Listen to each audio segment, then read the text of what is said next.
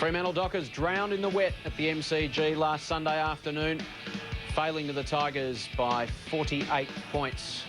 They return home to their beloved Subiaco Oval this afternoon and face the Kangaroos, who are flying high after 2 wins and a draw last weekend against the reigning premiers Brisbane. A great start for new coach Dean Laidley. Happy Easter, everyone. Welcome to Subiaco Oval in Perth. For round 4 action, it's the Fremantle Dockers taking on the Kangaroos. Congratulations to Shane Parker, who breaks the banner in his 150th game for the Fremantle Dockers.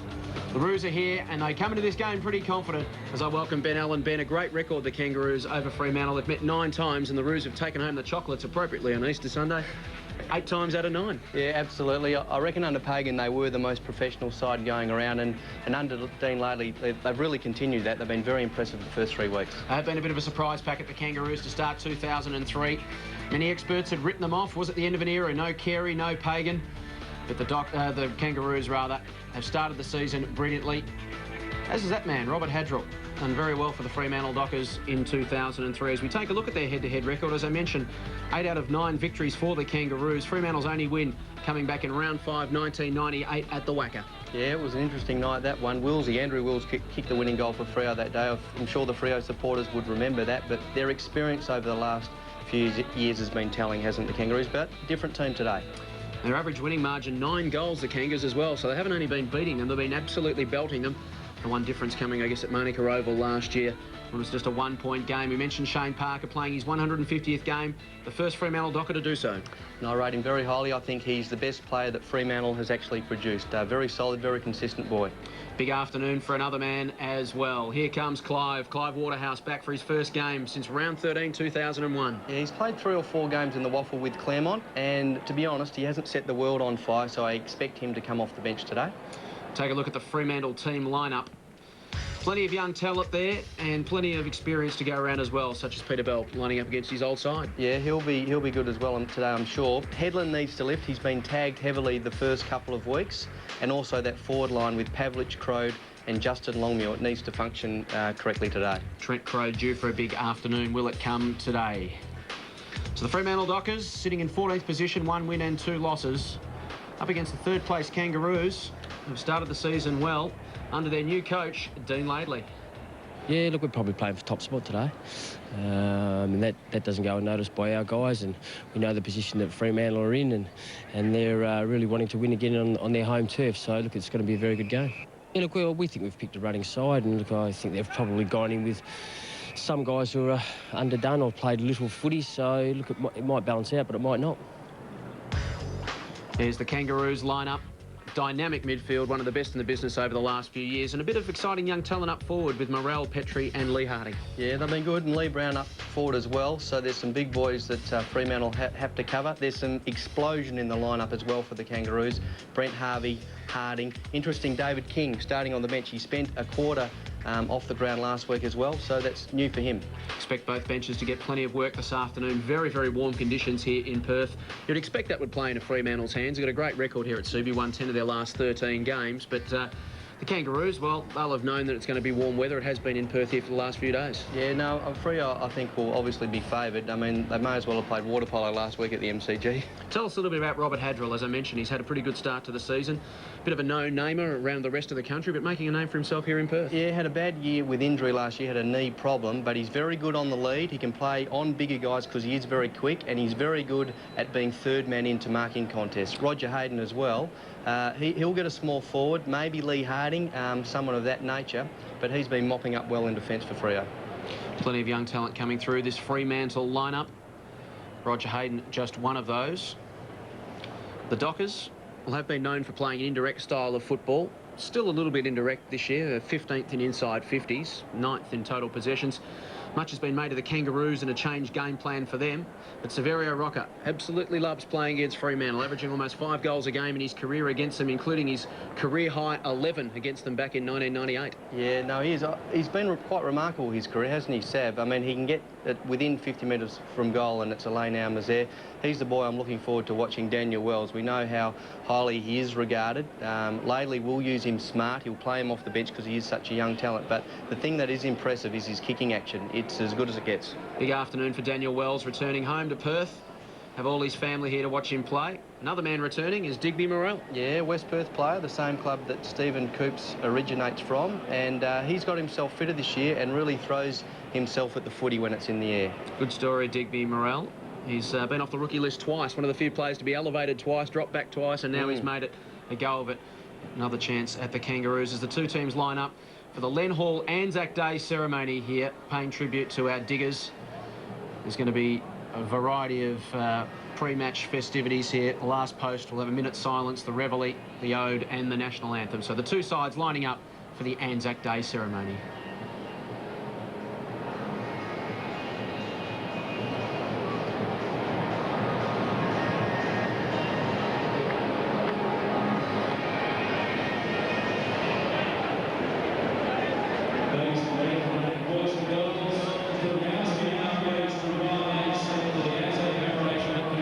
Today's Len Hall game ceremony. Today, the last post and reveille will be played by Chief Petty Officer musician Ted Tate and Korean War veteran Ken Kolbung. After the playing of the last post, would you please observe a minute's silence, which will be followed by the reading of the ode and the national anthem, led today by the Camelot Chorale and the Let's Sing choirs.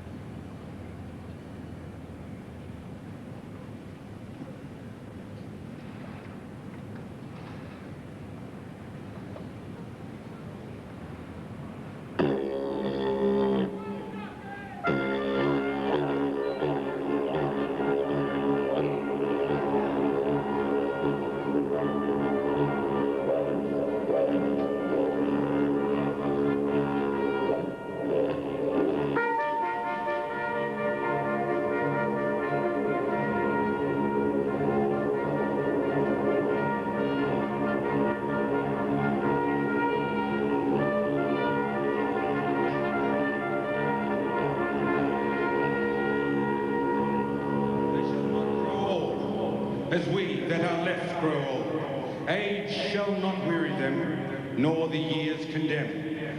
At the going down of the sun and in the morning, we will remember them, lest we forget. Thank you, ladies and gentlemen. Ladies and gentlemen, each year the Fremantle Football Club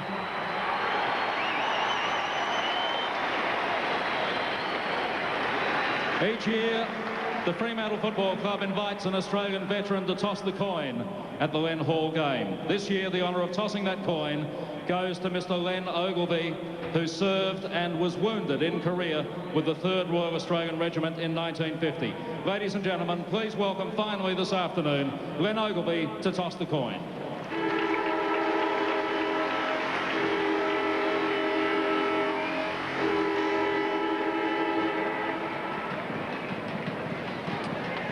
So the Anzac Day ceremony here in Perth for the annual Len Hall game. As I welcome along our co-caller this afternoon. Good afternoon, welcome to Mark Reddings. Yes, good afternoon, Jason. Happy Easter to all our viewers. Toss of the coin about to be conducted here. Not a great deal of breeze on offer. Looking forward to seeing the rejuvenated Kangaroos. Haven't put a foot wrong this season. And the Dockers, what a contrast, as you said, 7 days ago, torrential rain at the MCG. Chris Connolly would have woken up this morning, Ben Allen, I'd suggest, with a smile on his face, the weather fine, blue sky and temperature in the high 20s. Yeah, fantastic condition, isn't it, Mark? But I was just speaking to a couple of the Kangaroos phys editors and officials before the game. They actually said their game last week against Brisbane was quite humid, even though the Telstra Dome roof was closed. So at least they've had last week's game under reasonably humid conditions, so that should suit them well today. Both sides just receiving their final instructions. Peter Bell in there revving up his troops. Huge game for the Fremantle Dockers, isn't it, Ben? Every game at home is a big game for them this year. If they only hope to make the finals for the first time, they basically need to win all their home games and then pinch a couple away. They do, but they have shown that they are a resilient team under Chris Connolly. We saw that with their home wins last year, of course. But they need a solid start, don't they? They, you know, their two losses, Richmond and Adelaide this year, the game's been over by half-time. Beautiful conditions in Perth, pretty warm as we head boundary side for the first time this afternoon, and welcome Michael Thompson. Thanks very much, Jason. Yes, it is hot down here. Forecast maximum of 29 degrees. The match before, the umpires and the players said it was very, very warm. They had lots of fluids. The Dockers took a caning during the week in the media. Their supporters will expect nothing short of chocolates, no ball dollies for them today. Michael Thompson will keep us up to date on everything that's happening down on the boundary line. Expected top temperature of 29 degrees here in Perth. As the two sides make their way to position to start this contest. There's Matty Pavlich, Jay, starting in the middle. I expect him to go forward at times, but couldn't get him going with his penetrating kicking. Neither side have won a first quarter in season 2003, so the starts will be all important. Much has been made of the Kangaroos and their different style of play. They are still the second longest kicking side in the competition behind Carlton under their new coach Dennis Pagan. And we are set to go here. It's round 4 action from Subiaco Oval in Perth. It's the Fremantle Dockers and the Kangaroos. Porter will go in the ruck against Simmons. Simmons got the initial tap of the game. McManus to Headland. Touched off his boot towards half forward Sinclair. Harvey. Little give to Watt. Back to Harvey. He goes out towards the wing. Into open space for Lee Harding to run onto for the Kangaroos. Goes inside 50 looking for Rocker and finds him. Well, almost within distance for Big Sav, who kicked from just outside the 50. 38 goals in 8 games against the Dockers in his career, Severio Rocker.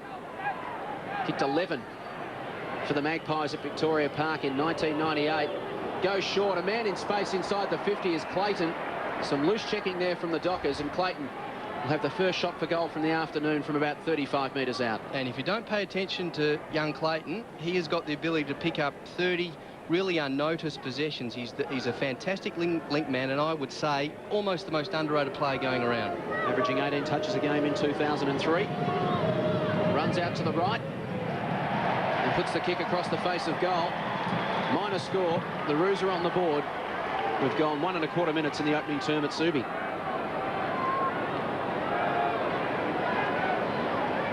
So the Fremantle Dockers start this match favourites, believe it or not, despite that heavy defeat against the Tigers last week at the MCG. But it is known they are a very different proposition back on their home turf. Parker, 150 games for him, his first game of the season. In the back pocket. Kicks it very wide, in fact, too wide for Sean McManus. And a turnover by the Dockers. Stevens.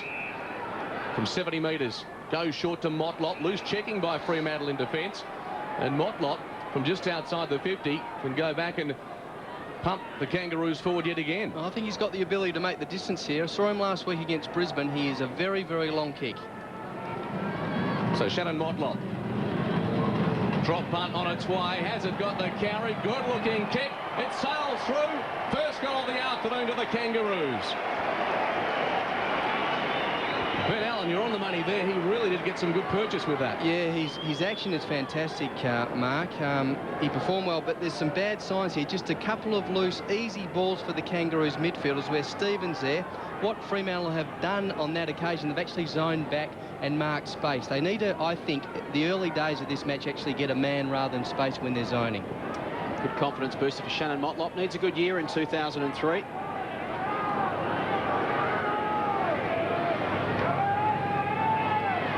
And the Roos draw first blood at Subiaco. They lead by 7 points. We've gone 3 minutes. Back in the middle, Porter and Simmons. Porter goes again for the Roos. Gets boot to ball, only as far as Parker, who collects his second possession for the afternoon. Dishes off a handball. The Dockers come wide to the members' wing. Troy Simmons. Simmons goes looking for Farmer. One out with Makepeace.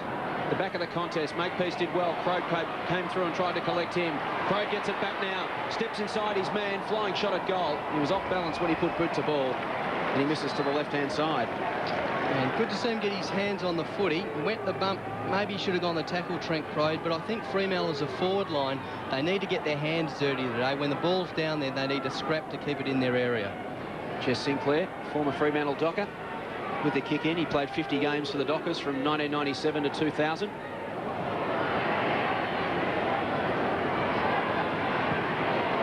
Sinclair to Simpson. McManus. Chance for the Dockers through Woods. Nothing kick. Picked up by Stevens. Stevens goes looking for Rocker. Keeps it in front of himself. He's got Polak to beat. Tries to turn him inside out. Keeps the ball alive. In the end, it goes over and out for a throw in. There's Headland. He's at full back there, Jace, on Shannon Grant. He was recruited as a classy forward, but full back at the minute. You see Grant's taken into the goal square to isolate Des Headland. Confident of a match up there. Colbert in over the top of it for the Kangaroos, wrapped up by Simmons, and we'll have another bounce about 60 metres out from the Kangaroos' goal. Just interested in is David King on the boundary line, same position he was last week, but just watching Simmons. He's against Rocker here, but I think he's got the ability to give the Kangaroos some problems. So a bounce, Simmons got the tap. Harvey tried to soccer off the ground.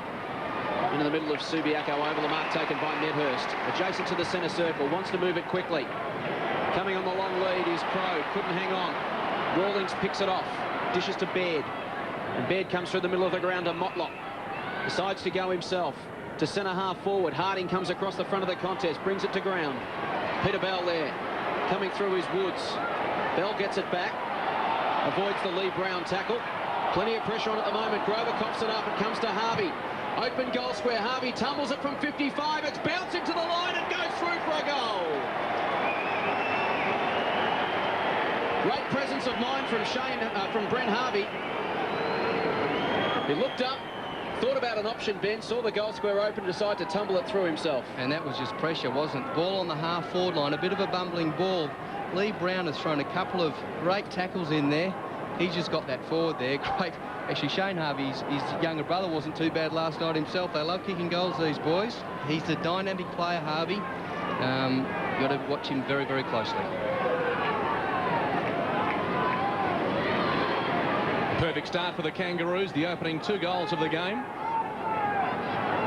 Ball back in the middle, Porter and Simmons. There's a centre square infringement, and the Dockers will receive it. Simmons to get a takeaway for the Dockers, and they have, as they have previously over the past year and a bit, started their matches very slowly. Simmons drives it long inside the 50. Longmuir's the target. He goes to ground through the hands of Baird. Gets it across to Simpson. Running through some traffic. Kicks very wide. Makepeace the intended target. The ball eludes him in the back pocket. Still think that's good. They're trying to isolate Justin Longmuir down there. I think he's the best contested marker that Fremantle have got, so it was a good decision from Simmons to go long towards him. 12-point margin to the Kangaroos. And the Dockers with the aid of a slight breeze in the opening quarter. Porter works Simmons off the football. Motlop, quick hands, Rawlings. Now Simpson has to stand and wait. Does it effectively. The Kangaroos are off and running. Stevens out wide. Kick inside by Watt. Looking for Clayton, bounces off the chest, but the Kangaroos running in numbers. Watt follows up through the centre of Subiaco, drives a pass, and big Sabs on the end of it. 65 out, open goal square.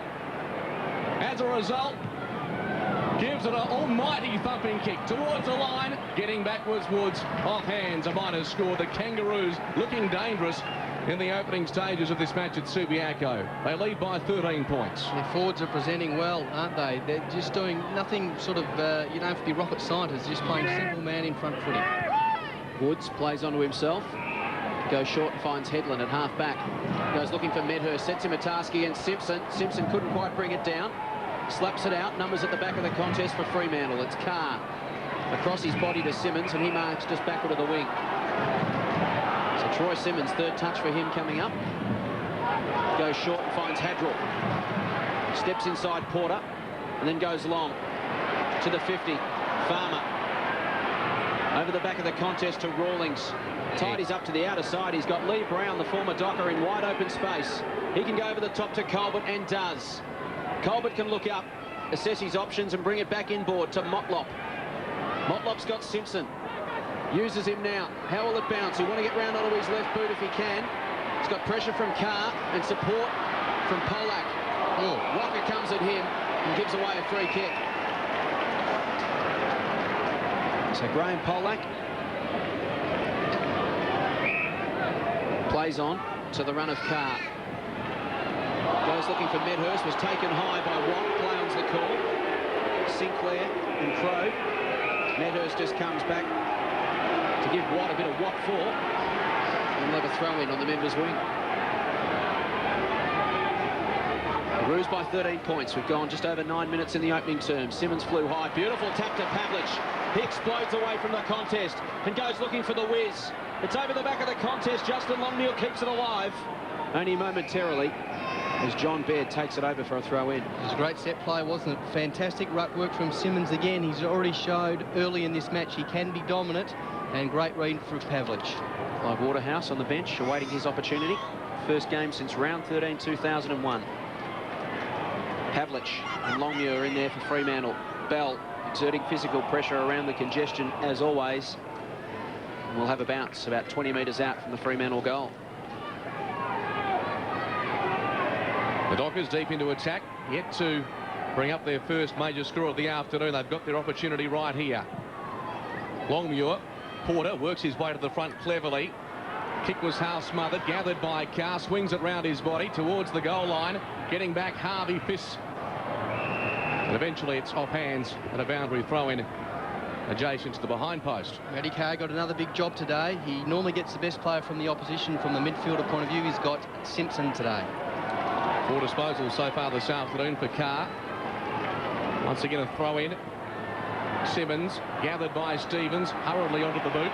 And Lee Brown, best club man at the Dockers in 2001, enjoying the transition across to another former Fremantle player in Sinclair. Left foot kick. Morrell on the end of it was grabbed without possession. The Kangaroos will get the free kick. In front again, Mark.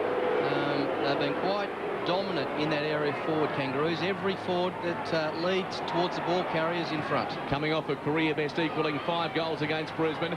Shannon Grant may have been taken as well. Taken by Grover. The hand pass a little untidy. Headland under pressure. Back to Grover. The Dockers relieved momentarily towards the wing. Stevens over the top of Bell. Gathered by Morrell. The Kangaroos through Warwick. Rawlings can once again set up play to Simpson. At half forward.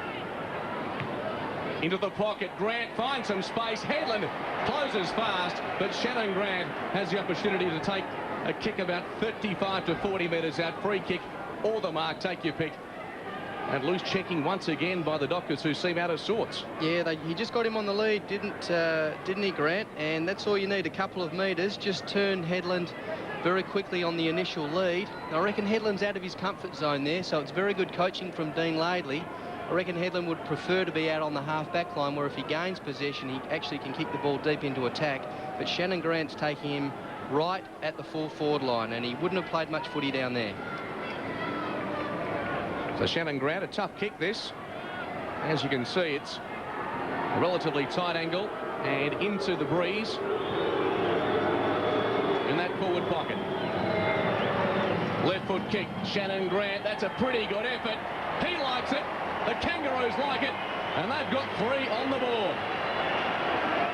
It was a solid kick, wasn't it? He's just probably grown another league. I know he's an outstanding player, Shannon Grant, but to have the ability to play on the full forward line, similar to Nathan Brown in a way, small forward, it's pretty hard to do. You've got to have some special capabilities. He sort of started his career as a midfield runner, but to have the ability to kick goals like this, that's fantastic for Laidley. So a great start by the Kangaroos, the opening 3 goals of this contest.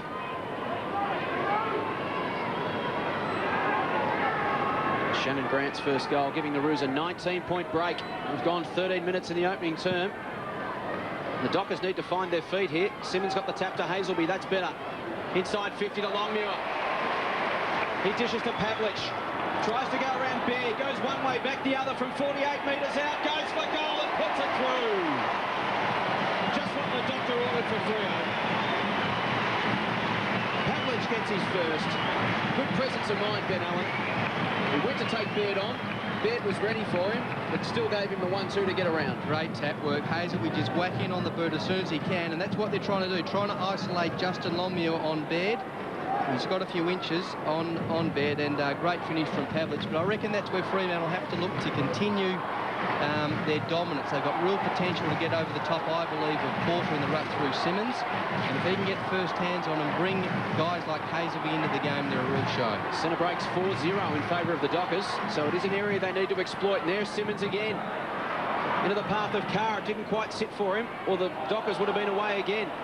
Hazelby laid a tackle on Motlop. Colbert went in vigorously. Free to McManus, to Pavlich. They go forward again, looking for Medhurst. Off hands, Harvey and Farmer. Spills, a chance for Medhurst from the pocket. Harvey to beat, Medhurst tries to bend it back. Can't quite do so. But in the last 2 minutes, the Dockers look so much more potent when they can get clean hands out of the middle. Yeah, they've got it in there quick, haven't they? And they get guys like Medhurst on, and they're able to express themselves. That's all they're asking for, those little forwards, Farmer and Medhurst, an ability to beat their opponent one out. It's almost like the switch has been turned on for the Dockers. Makepeace back to Harvey, who kicked the ball in initially. Drives towards the wing. King started on the bench.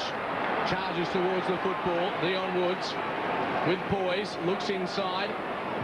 Left foot kick towards half forward. Justin Longmuir with a height advantage over Sinclair. Couldn't take the mark. Bell lays it off into the path of Longmuir from a standing start. Bouncing ball will be crucial. Just the wrong side. Jeff Farmer screaming to his teammate, but with no luck. Good signs. Justin Longmuir started well. Didn't spend a huge amount of time on the ground at the G last week. Wasn't really his conditions. Farmer's really set for a big game. He was poor last week as well. Makepeace dangerously kicks in. Pavlich, he's paid the mark. Had to be precise with that. Motlop was the intended target.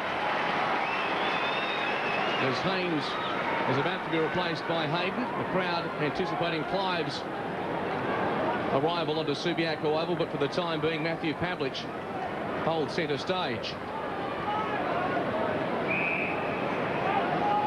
The reigning club champion. Just 3 goals for the year. And this to get the Dockers back to within 5 points. From right on 50. Squeezes through a goal. He salutes the crowd, and the Dockers are back in business. Well, already he shapes as being the man today, Pat. He's a remarkable player. I don't think too many players in this comp can play full back, full forward, and also in the middle. Makepeace, gee, it was an errant kick. Normally it's quite neat with those passes from that area, and Pavlich just reading the ball off the boot. Good play from him, and a fantastic finish, but he's remarkably versatile. 2 goals from the middle already.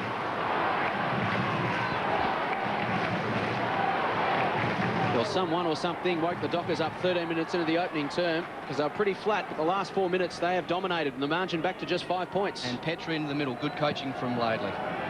Simmons, another centre break. It's now 6-0, and that's a clean one. Gets it towards half forward. Baird leads his man to the football. Flips it over the top to Sinclair. Sinclair goes towards Stevens. Grover kept his feet. Good tackle from Lee Brown. Jots the ball free. It's out of bounds for a throw in. We'll have a go for the Kangaroos, Lee Brown. He did that with Fremantle. That was a great tackle on Grover. Didn't allow him. As Clive comes on, there's the roar. Great to see him back. First game for a year or so. First game since round 13 of 2001. Welcome back to League Football. Clive Waterhouse. Colbert to Rawlings. To centre half forward. Morell's the target. Hadrill to beat. Got hands to it.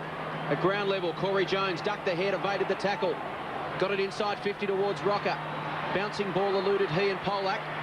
Polak back onto it first. Tapped it to the advantage of Headland. Headland goes looking for Simmons. Petrie with a well-timed fist. Harding to Harvey. Taken in a tackle by Walker. King soccers it towards the line. And it's over and out for a throw-in. Tempo just lifted in this game in the last 5 minutes or so. There's Clive Waterhouse. It's gone to centre half forward, being picked up by John Baird. It's a small forward line, isn't it? They've got Medhurst and Farmer inside 50. Clive just outside 50. Trent Crode pushing up to the wing now. Parker paddled it towards Simmons, grabbed by Stevens. Quick kick inside 50. Play on's the call. Harding claimed it.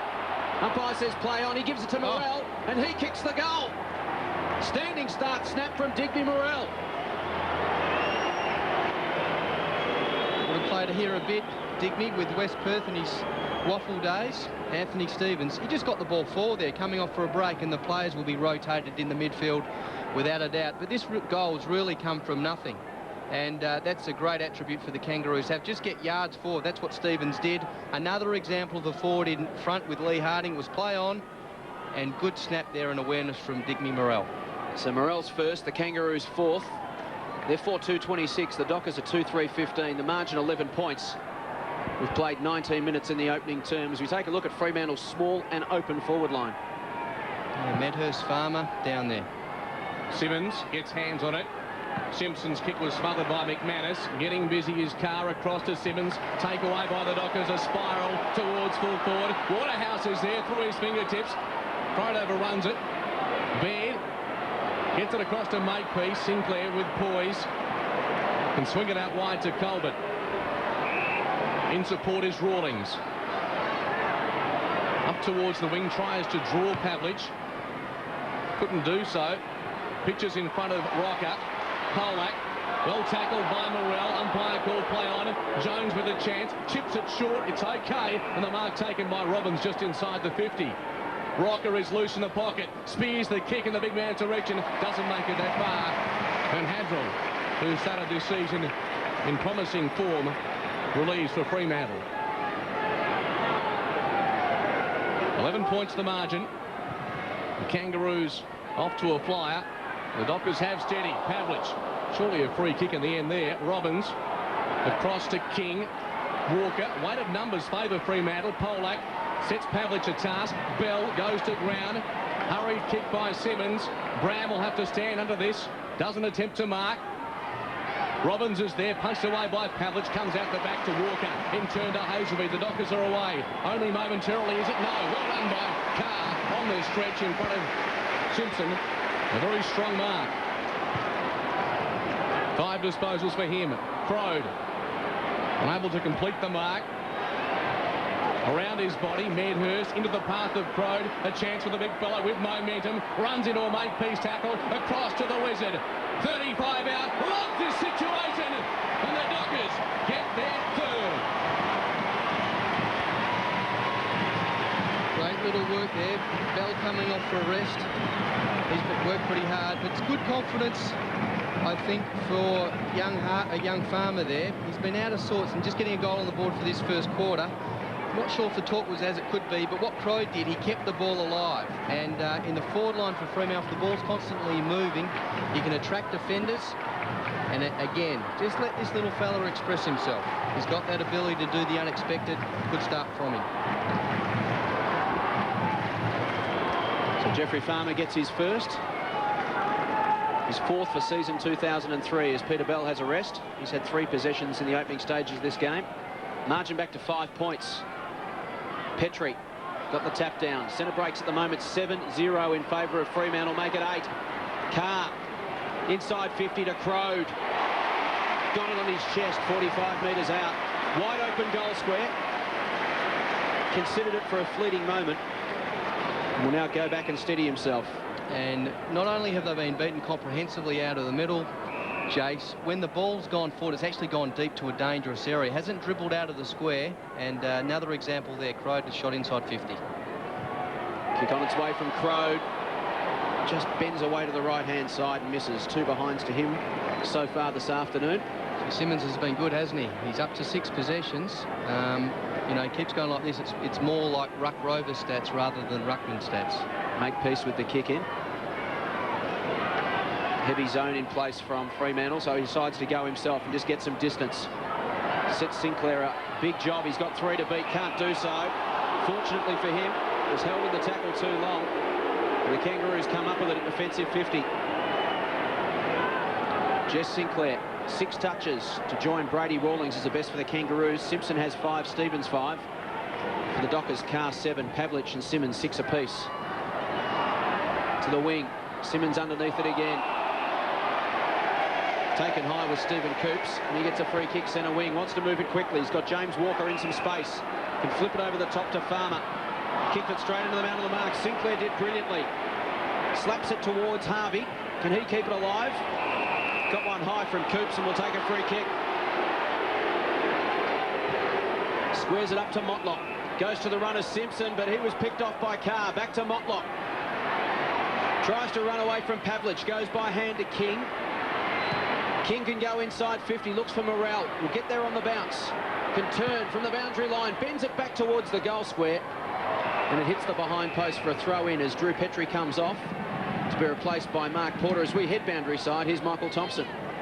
Graham Pollack just struggling a bit. Took a knock early. Seems to be gasping through, and he's just looked a little bit slow. Sav Rocker had the break on him. Simmons off for a well-earned rest after some brilliant work in the middle. Longmuir against Morrell. Longmuir took it out of the ruck. Handball to Cook. Tackle came from Wells. Play-on's the call. Robbins in there working hard for the Kangaroos. Hayden. Robbins back to Wells. Lacks support. Pavlich to Cook. And the Dockers will come away from half-back. Looks up, goes towards Crode. Watt attacked it well for the Kangaroos. Got hands on it to Rawlings. To Simpson. Couple of Kangaroos on, 70 metres out from goal. One of them's Robbins, and he takes the mark. Wants to move it on to Motlop, but he's on his left foot, has to come around. Does so, gets around. Goes to the pocket looking for Grant. Headland arrived late, rather. Grant, 2 to beat. Headland takes it. And there's a free kick.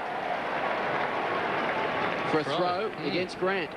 A little dish he gave over his head. And he'll come back to Roger Hayden at defensive 50 for the Dockers. It was one of their better performers last week in the wet at the MCG. Kicks very short. Sliding into the mark is Pollack. Matthew Pavlich off the ground.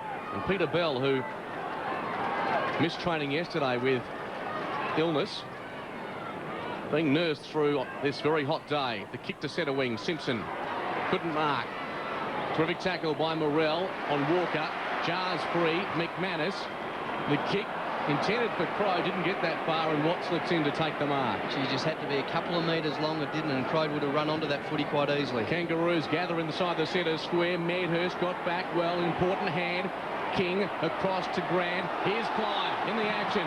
The crowd love it. Medhurst still inside the centre square. The Dockers kick with not many numbers inside 50, but one of them is Peter Bell.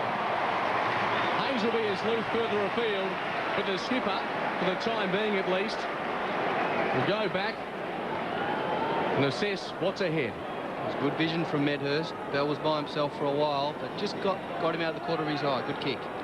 Just the 1 goal so far for the year for Peter Bell. The drop punt bending back beautifully, and the captain gets his first of the day. They've fought back well, haven't they, Fremantle? Kangaroos with the first 3 goals of the match. Could have blown them away, but they've stuck to their guns. Just good play by Medhurst. He put a couple of tackles on in a chase, got to his feet very, very quickly to remain involved, and that's why he was a recipient of that free kick. You just see Bell maybe at the left-hand corner. I mean, we couldn't even see it on the vision. He was that far out, so which makes that kick and the understanding of where Bell was even more impressive for Medhurst. Bell acknowledging young Medhurst there as a great kick.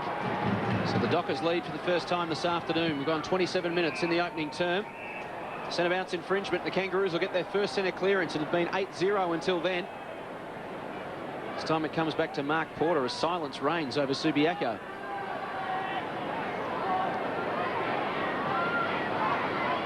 So Porter kicks into the man on the mark, Longmuir. Motlop, the little give back to Porter. Taken down by Simmons as he kicked it, but it found its way to Lee Harding. So I've been impressed with this boy this year as well. He's very, very quick to get to top speed. He's playing on arguably Fremantle's quickest player in Shane Parker, Shane's 150th match. And to beat him to the ball when they both stood shoulder to shoulder just shows how quick this boy is. So Lee Harding kicked 6 goals for season 2003 from outside 50, gives it everything he's got. It's a beautiful kick, straight up over the goal umpire's head. And the Kangaroos snatch back the lead at Subiaco. It's a fantastic match. There's been some great goals, but I reckon Kangaroos probably just a little bit more impressive. It's just a wobbly old punt really from, I mean, it was touched by Longmuir as well, but they got it forward again. So really this is an opportunity to kick a goal simply through Harding being in front of his man again. Good basic footy, but smart play all the same. It's looming as a bit of a shootout in perfect conditions. Both sides pretty potent up forward, 5 goals to 4 in the opening 28 minutes. And Desi Headland, I reckon he's got a job today because he's on the wing now with Shannon Grant. So Grant's moved up the ground and Des has followed him. You see him on the edge of the square there. Lee Harding coming off 3 goals against the reigning premiers last week at Telstra Dome. The Dockers slap it forward. Robbins intercepts. Grant, quick hands to Rawlings. There's a free kick. It'll go back to the Kangaroos. And the recipient may well be Rawlings or Grant. I think it's Rawlings. Well, if it is Rawlings, he started the game pretty well. It's Grant. He was shoved in the back after he kicked it. Rawlings running with Hazelby, so he's got a job today as well, Brady Rawlings. There's 7 possessions there, and Shannon Motlop started well with 8. The kick is out wide, but it's good. King slips clear. Hurt the Dockers the last time they met in Canberra with 3 goals in their second half. Inside full forward, Morrell couldn't take it. Under pressure is Walker. Feeds it back to Hayden. Tantalises the defence. Streams away, has a bounce. Waterhouse with the single drive. Takes a beauty. And up he goes. Across to McManus. That'll spark Freo. Headland can't take it cleanly. Turnover. The Kangaroos through Grant at centre half forward. Drives it towards full forward. Hayden has to stand his ground. He does. But a bit of excitement from Clive in his first game back. How good was this? With the sit, and Jess Sinclair was always going to be used as a stepladder. Gee, that's perfect execution, isn't it? This game has lifted a tempo or two. Grover kicks long. Hazelby wrestled to the ground. Somehow got a hand pass away to the skipper. 50 metres out. Farmer keeps his feet, takes the mark, an open goal. He's a handful for Makepeace, this boy Farmer. But what about the handball from Paul Hazelby? He's been picked up by Rawlings, and I reckon he'll follow him all day. But that one-on-one contest on that half-forward line was outstanding from Paul Hazelby. We see it here. He knows where Rawlings is. Just look at this handball. He was gone, wasn't he? He just knew exactly that Peter Bell had a couple of metres on young Robbins, and that awareness there is extraordinary. Not many players in this comp have got that. They've got some exciting players, the Fremantle Dockers. When they all fire, it makes for scintillating football. Jeff Farmer, 2 kicks, 2 goals. And the Dockers reclaim the lead. Dying stages of the opening term. So quarter time here at Subiaco. They've won a quarter. And Fremantle win their first quarter for the season. It's the Dockers 5-4-34. The Kangaroos 5-2-32. It's the home side by 2 points at the opening break.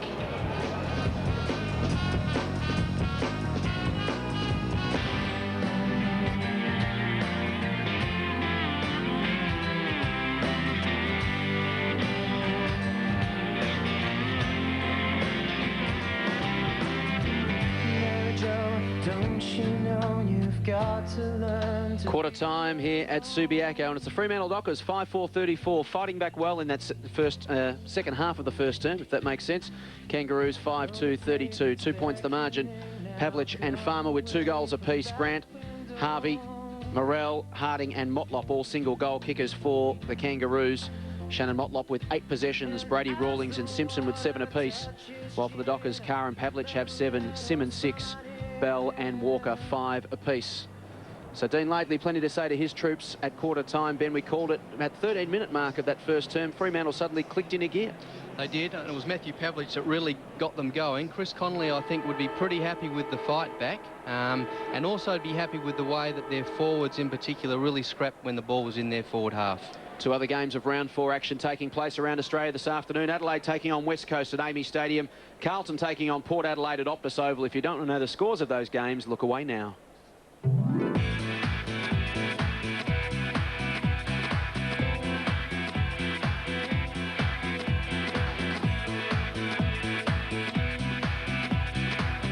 Let's head boundary side. Michael Thompson's with Kangaroos assistant coach Paul Hamilton. Yes, indeed, Paul. Entertaining first quarter football.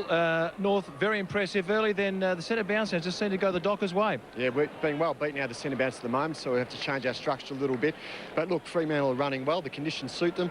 We've got to make sure we hang in, work strong, and go from there. How are you handling the hot conditions? Look, I think we're doing it well. We're rotating. The guys are certainly prepared well for it, so we're confident they'll be able to handle it well. Good luck this quarter. Thanks, Michael. Total disposals in the opening term, 85-75 in favour of the Kangaroos. Inside 50s, 14-12 in favour of the Roos. But Fremantle dominant out of the middle, 8-2. Centre breaks. Just looking at that forward setup, they've got Farmer deep and the rest of the guys, Crode coming out, really the 50-metre line. So they're just trying to get Farmer. He's kicked a couple already. Just get him by himself. Second term action from Subiaco.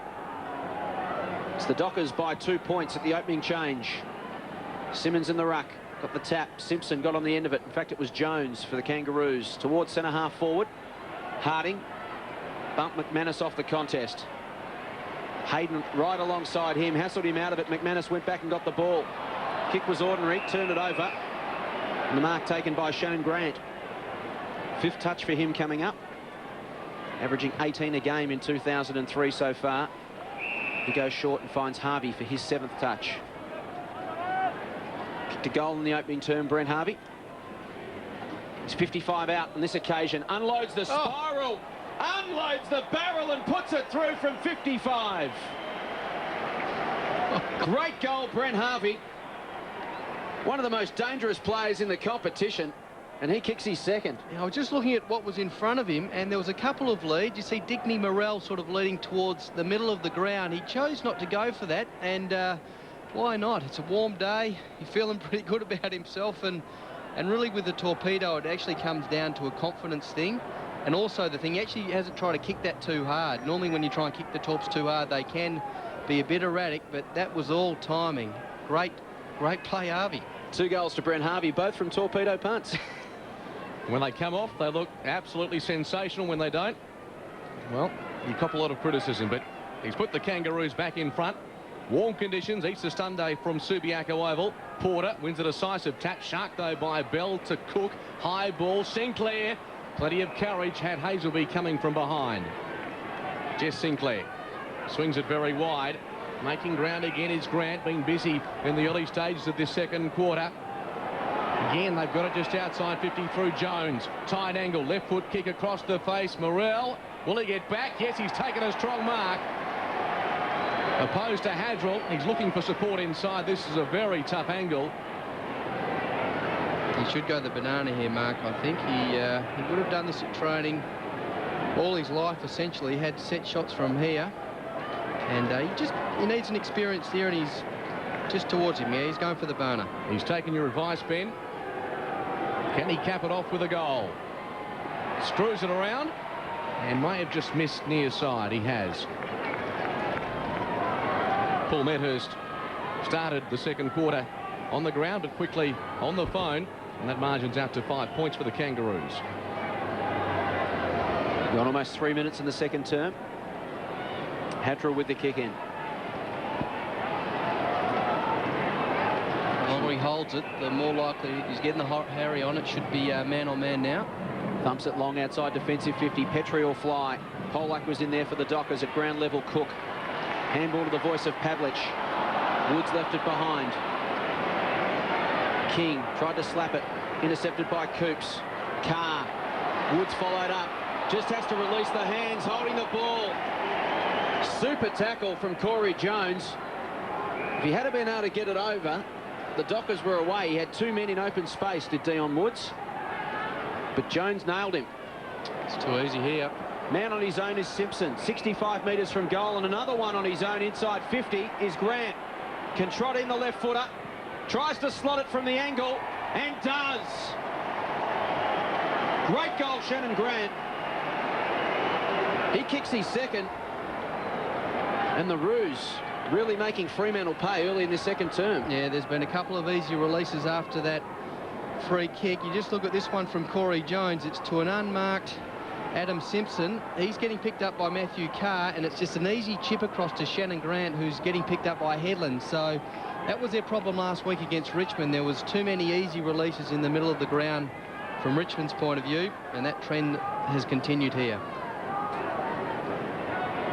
A replica of the first quarter. The Kangaroos with 2 goals in a hurry. Harvey and Grant slotting home Majors. Tap. Bell gets the takeaway for Fremantle. Drives it long. Waterhouse opposed to Sinclair. Sinclair, important hand in there. The Kangaroos with numbers. Makepeace, much improved player, has a bounce. Backs himself through half-back. Delivers towards Morell. He'll have to be good here. Surrounded by Dockers. Carr to Bell. Didn't take it cleanly. Now he's got a problem. Hadrill at close quarters to Carr. Back inside to Walker. Over possessing. They've still got control though. Finally Carr. Spirals one to half. Or Clive again from behind. He is riding high on confidence in his first game back. And he wants to put through his first goal in more than a year of footy. 2 spectacular marks from Waterhouse. He's just thrown himself with the footy. That's fantastic. A year or so ago, he would have slotted this in terms of distance, this set shot at goal quite easily. Just be interesting to see how he goes, but he is a confidence player. A couple of sensational marks under his belt. Don't be surprised if it goes through post high. 164 career goals at the Dockers, the best Fremantle has in its history. From 55 metres, he shanks it. The build-up was sensational.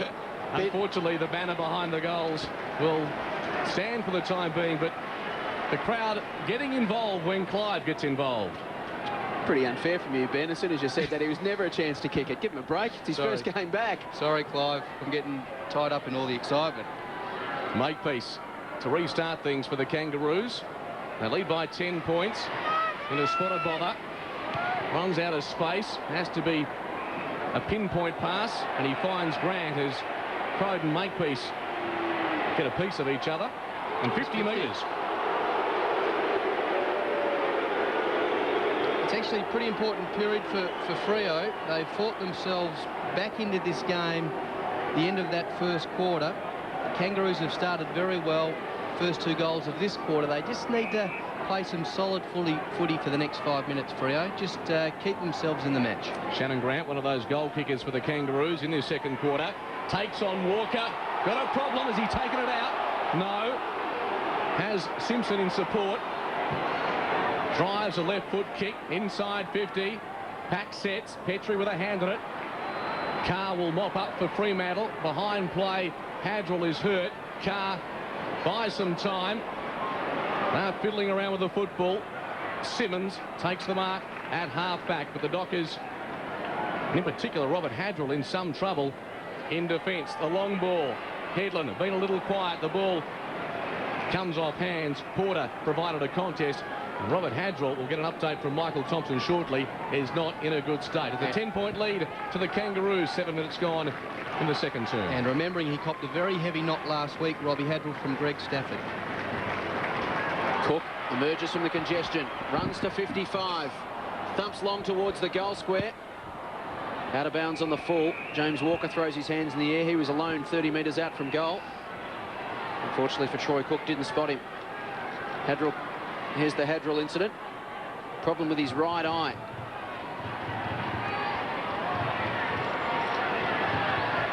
So the ball is with Shannon Watt. Thumps it long outside defensive 50. The back of the contest, it bounced off the chest of Headland. Picked up by Stevens. Kicks around the boundary line to the contest between Woods and Motlop. Boundary line wins.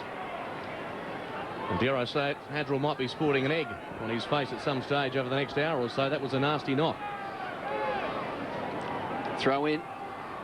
King and Cook, unlikely ruck combatants. Woods, partly tackled. The Dockers are away. Thumping kick inside 50. Waterhouse at the back. Baird off the contest. Out of bounds on the full as we head boundary side. Here's Michael Thompson. Jason, the biggest problem they've got is that Hadrell's in so much pain. He's got his head down. They're finding it difficult to find exactly where the pain is. It's round his right eye, and the doctor's just now getting some sort of antiseptic to wipe away a slight graze. But he's very, very groggy, dazed, and they're just having trouble communicating with him at the moment. Searing pass from Peter Bell. Hit Justin Longmuir on the chest, 40 metres out directly in front. As Hadrell goes to the dugout. Longmuir from 45 metres out. Wasn't a fluent run-up from Justin Longmuir on that occasion. Just stabbed at it, Ben, and hit the post. Exactly. There was no fluency to that, wasn't it? It's right on his distance. Just see Robbie Hadrell again. I think he's got a... Well, it's hard to work out exactly what happened there. There's a massive arms and legs and elbows and knees in there. Just keep an eye. There it is, Troy Cook. Maybe it's a finger in the eye even from Troy Cook. It looked to be Troy Cook's hand, so maybe either a fist or a finger in the eye, accidentally from his own teammate. In the meantime, the ball has come from full-back and found Shannon Grant, defensive 25. Plenty of players around the wing in front of him. The kick eludes the grasp of Sinclair. The back, Stevens, picked off by Waterhouse, goes back inside 50. But it's all ruse, and the mark is taken by Brady Rawlings. Goes short to Grant again. He's picking up some pretty easy ball, Shannon Grant, hasn't he? That's up to his... Well, this will be his 10th possession. He's been pretty good, kicked a goal as well. He's becoming a pretty important player for him. Grant towards Porter, got one hand to it, but never a chance to mark. Brown at the back, towards the line, and the ball goes out for a throw-in. So there's Hadrell. Seems to be in less pain. Stat getters in the game. Matthew Carr with 13. Grant, Simpson with 10 apiece. Bell with 9. Porter the tap. Simpson, ineffective disposal. Motlock flipped it out cleverly to Simpson again. Goes looking for Harding. He's got Hayes to beat. Bell there for support, and Bell will clean up. Through the middle of the ground. Bell. Beautiful pass right onto the chest of Stephen Coops. Has got Cook breaking for him inside 50 and just chips it over the top. He marks 30 metres out, slight angle. Good run, wasn't it? There's also good awareness from Jeff Farmer, who was actually in front of him. He realised Troy Cook was on, and he was running towards him, and he chose not to lead Jeff Farmer, so he wasn't in shot, which is fine. But if he had led, he would have brought his North Melbourne opponent with him. So good team play from Farmer. So Troy Cook, 5 possessions for him, averaging 14 a game in 2003. Kick on its way. Beautiful off the boot. Never looked like missing. And Troy Cook's first. They're just working hard, aren't they? Things not going all their way with Hadrell off the ground, but this boy is as hard as they get. Peter Bell, that's a lovely low kick. I mean, it was a powerful kick. It had to get there quickly to Stephen Coops, and he's just identified that Cook had the space in front of him and just lobbed it up out in front, from which he ran onto it. Important goal, brings the margin back to 3 points again, just as the Kangaroos were looking to take control.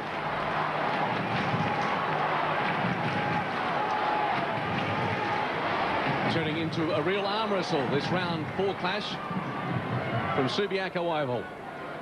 It's the Kangaroos by 3 points. From the centre, Stevens wrapped up. Harvey overran it. Porter at ground level did pretty well. Simpson shovels it back towards Colbert, who left it behind. Clean possession important here. Cook brilliantly tackling Colbert, forces a turnover. Coops, Bell charging forward is Baird. Gets it to Porter, the big man with a couple of Kangaroos out wide. Gee, Clayton's got metres in front of him. Gathers the bouncing ball. Runs towards the 50, delivers nicely, all too easy, and Corey Jones has got it about 30 metres out, a slight angle. It was a bumbling ball in the middle of the ground, and Clayton and Sinclair, I reckon, were the 2 players that just bolted backwards, and this is just an easy pop-up kick for Corey Jones, but Clayton's got that ability. If you don't watch him, he'll just get under your guard. Corey Jones. His first game for the year. This Kangaroos lineup has been tough to break into. The set shot on goal. Slides across the face. A disappointing finish. Not happy, and the Kangaroos miss an opportunity. Boundary side, Michael Thompson. Thanks, Mark. Robbie had a poke in the right eye. He can't open it without it causing him major pain. The doctor's just talking with him now. Basically, it's a cold pack on the eye, just waiting for the pain to ease a bit so they can open up and have a look inside.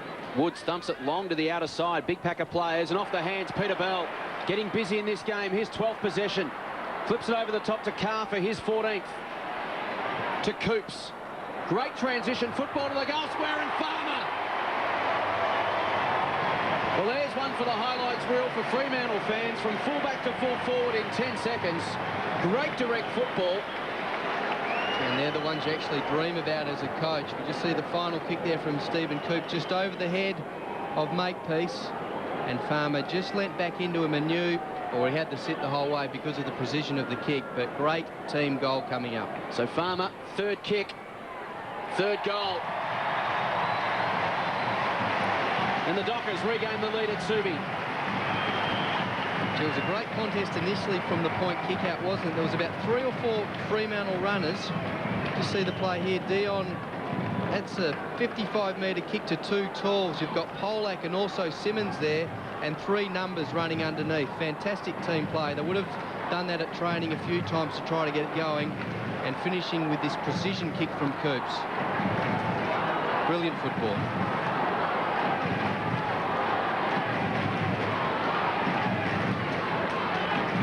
Farmer has 3. And the Dockers regain the lead. We've gone 15.5 minutes in the second term as Trent Crode has a chat to Chris Connolly. Bell again, starting to dominate this game. And as far as Harvey goes with the torpedo, his kick of choice this afternoon. Parker taken in a tackle by Harding. McManus comes off half-back. He's got a couple of men in space. One is Simmons. Another one is Hazelby. Hazelby goes inside 50. The mark is taken by Longmuir. He plays on and kicks another one.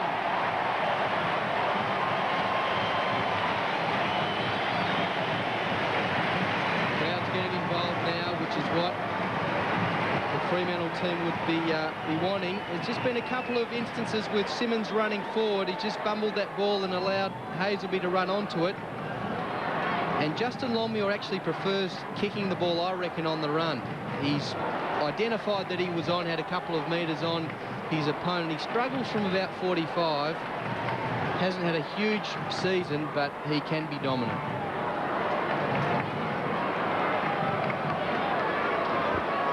So the Dockers out to an 8-point margin now. Cook over the football. Body's thrown in. Comes out the back to Harvey. His kick is out wide, looking for Stevens. Farmer beats him to it, looking for the boundary. Stevens plays it pretty well. Farmer, good pressure. Hand pass over the top. Crode or Waterhouse. Take your pick. Simpson hard at the man. Waterhouse still with control of it. Baird gets his body over the football. Looks for the free kick, but his job was done. Sees it over for a boundary throw-in. Yeah, it wasn't pretty, Mark, but it was effective. Waterhouse was involved, and the ball is in their area, and I think that's a marked difference to last week's game against Richmond. Fremantle is up the ante. In the last 5 minutes, a couple of quick goals. Stevens back feeds the hand pass to Simpson. Cook the pressure. Pavlich back on the ground. Forward pocket tries to steer it through. Unlike round 1 in Adelaide, where he kicked a miracle goal, Pavlich couldn't find the opening. Looked like he did all the hard work, didn't it? He actually threw Colbert looking to come back on the ground, but Pavlich did all the hard work. He steadied, just came off the inside of his right leg. Fremantle really putting the Kangaroos under pressure nearing half-time. The kick in by Sinclair. Stevens and Pavlich, a mismatch there. Good tackle by Robbins on Bell. Pavlich and Stevens go head-to-head. And the umpire with no choice but to call for it. Anthony Stevens makes his way from the ground, escorted by Sean McManus right to the very end. In fact, McManus will join him off as Cook and Colbert emerge. Pavlich over the top. Wells beaten to it by Carr to Hazelby. Swings it round his body. Best position was Baird. And the Kangaroos defender relieves the pressure across to Rawlings. Little attack round the outer side. Clayton, his target, has had a couple of metres on Longmuir. The kick was well weighted. He's got Colbert over the top. He marks on centre wing, looks up. Corey Jones is running hard to make space at half forward, and he honours that lead. Jones, 70 metres from goal. Shoulder injury pre-season for Corey Jones. Made his way back into the lineup this afternoon. Tumbles one inside 50. They're playing that as a beautiful pass. Right onto the chest of Shannon Grant. Well, he's gone the top again. Obviously, there's indeed Laidley's coaching manual. Torp's a part of it. And I reckon that was just reaction time from Shannon Grant. He just reacted quickly to the ball dropping deep.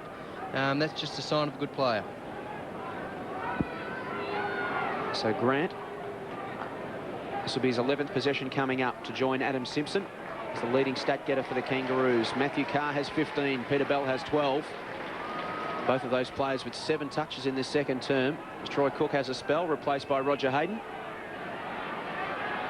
Ball with Grant, taking plenty of time.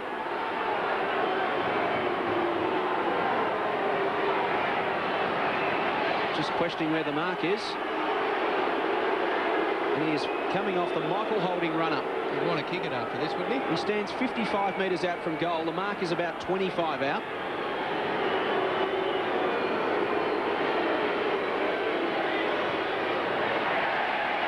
Step run-up, and in the end, after all that time, pushes it across the face of goal. Daniel Haynes just comes across to commiserate with him. And a behind to Shannon Grant. The margin back to 8 points as we approach half-time. Des Headland returns to the game. 4 possessions for him in the opening half of football so far. It'll be Dion Woods with the kicking and duties again. Kangaroos have a deep zone. Takes it outside 50. Pollock at the front of the contest. It comes down to Harvey. Hands off to Colbert. To Petrie. Looks to spot a target inside 50. Pavlich read it off the boot. And came across to shut it down. Chips one over the top to Carr. Having a blinder. 16th touch coming up. His career best. 30 touches against the Hawks back in round 3, 2001. He's on track to beat that this afternoon. Harding. Wrapped up. Close to holding the ball. Umpire says holding the ball. Pause for a dramatic effect. He tried to entice a high tackle there, Harding, but the umpire had good position. Crowd thumps it deep inside 50. Plenty of players in that pack, but only one comes down with it, Justin Longmuir. That's his strength, and it's a fantastic lead from Longmuir. He probably hasn't led too much. He's become more of a stationary target there. But that's his absolute strength, his ability to win a contested mark. There was no body weight on him, so it was an easy mark in the end. Baird would be disappointed with that effort. He could have at least whacked the arms of Longmuir. Longmuir complete with mattress on his left leg. From 45 metres out. Better result this time. He's kicked his second. Kicked the last three goals, Fremantle, and it's been an interesting game. A lot of goals. They'll score 16 for the match, but just keep saying, I know, if you can isolate this boy, he's got the ability to take unusual marks and marks you probably don't expect him to take. He's got a few inches on Baird, his opponent, and even with that cushioning around his right leg, or left leg as well, he can take a grab. Some good signs for the Fremantle Dockers. A couple of their key forwards, Farmer and Justin Longmuir, amongst the goal kickers this afternoon, and Clive Waterhouse. Some exciting passages of play in his comeback. Robbins hits it to King into the path of Simpson. If it sits his away, Parker oncoming. Well done by Simpson. Runs to 50, measures the kick. Grant will provide the shepherd. He doesn't need to. Quick response by the Kangaroos. Well done out of the centre square. Robbins initially, and then finding room, Adam Simpson Did very well. Yeah, I reckon Shane Parker should have taken Simpson out. He's allowed to get him goal side, and he'd be disappointed with that. Shane got a block in the end, but if you'd kept him on his right-hand side, Simpson wouldn't have been allowed access to the ball. But he attacked it hard, Simpson, and the more times you actually do that, the more opportunities you'll get, as we know. He's had a great duel with Carr. He's up to 12 possessions and a goal. And Matty Carr, he's not sure who's the tag or taggee in this duel, but Matty Carr's up to 16 possessions. The margin back to 8 points. Ball in the centre. Simmons decisively. Carr, another possession coming up. Feigns and then drives it long inside 50. 2 Dockers at the front. Headland misses what he should have taken. Then fumbles. That allows King to get his foot in there. Across to Petrie. Important turnover this for Fremantle. Back to Simpson at centre half forward. Drives it long. Pack sets. Grant over the football. Wells dangerous here. Hayden will have to watch his man. Off the ground goes Daniel Wells. The idea was right. And Desi Headland, a sigh of relief at centre half forward as he coughed up the football. And Chris Connolly with some work to do on the phone just before half-time. Almost expected that one from Wells to go through. We've certainly been treated to some wonderful goals this afternoon so far. Plenty of highlights. There's a fair few fantastic soccer goals being scored this year as well. Grover has it. Defensive 25. 7 points is the margin. Entertaining contest at Subiaco. Kicked into the man on the mark. Spills to Woods. Motlop strips him of the football. Twisting and turning. Dinky little chip over the top. It's not 15. King wrapped up. Dropped the football. Walker in there. Grover emerges to Woods. They're under pressure to Haynes. He is under the pump. Wells comes through to clean him up. Parker to Hayden. Living on the knife edge, the Fremantle Dockers. And it pitches and finds the line. Copybook out of defence from Fremantle. Well, it wasn't great, but they're the possession getters. Carr and Simpson, 30 between them, and they're playing on one another. It's quite amazing. Bell's been good as well with 12. Throw in forward 50 for the Kangaroos. They trail by 7 points. 4 minutes remaining till half-time. Robbins thought about the handball, dropped it, picked it up again. Goes by foot. Inside 50. Bell stands tall. Got it to Woods. The Dockers break to the outer side. Here's Haynes. Can have a bounce. He has a couple. Make it 3. Across the logo he runs. 5 bounces for Daniel Haynes. Inside 50 and turns it over. Now the Roos can go on the counter-punch. Rawlings to Colbert. To Sinclair. Back to Colbert. Now they're mucking around with it. Good pressure, though. Headland dragged off it illegally, said the umpire. And the Dockers will get it. Yeah, they got it back through sheer hard work there, Fremantle. Good forward pressure from their forwards. Headland, 5th touch coming up. Peter Bell's run on and takes the mark uncontested, 40 metres out from goal. As Hazelby comes to the bench for a spell. Paul Hazelby with 6 touches in the opening half, replaced by Troy Cook. Petrie will come off and be replaced by Porter. The ball's with the Fremantle captain. He's kicked one from 45 metres out. Kick on its ways across the face. And the mark is taken by Medhurst. Wants to play on quickly. Goes with the banana. And it's right across the face of goal. Ball still alive. Chance for Bell. Could have been a set play. Handball to Carr. And he kicks the goal. Well, if there's a word to describe Fremantle's last 3 or 4 minutes, it would be unconventional. Well, that wasn't copybook, but I reckon it's the end result of a good, solid quarter from them. I mean, you're going to get those type of goals with Medhurst and Farmer down in the forward line. I mean, he's gone for the banner. It's gone across the face of goal. And when there's a bumbling ball deep inside your forward half, you're always a chance. Good awareness from Bell. Gee, what a duel between Carr and Simpson. He's had a great game. He's had some scalps this year already, Matty Carr. Simon Goodwin from Adelaide, the All-Australian.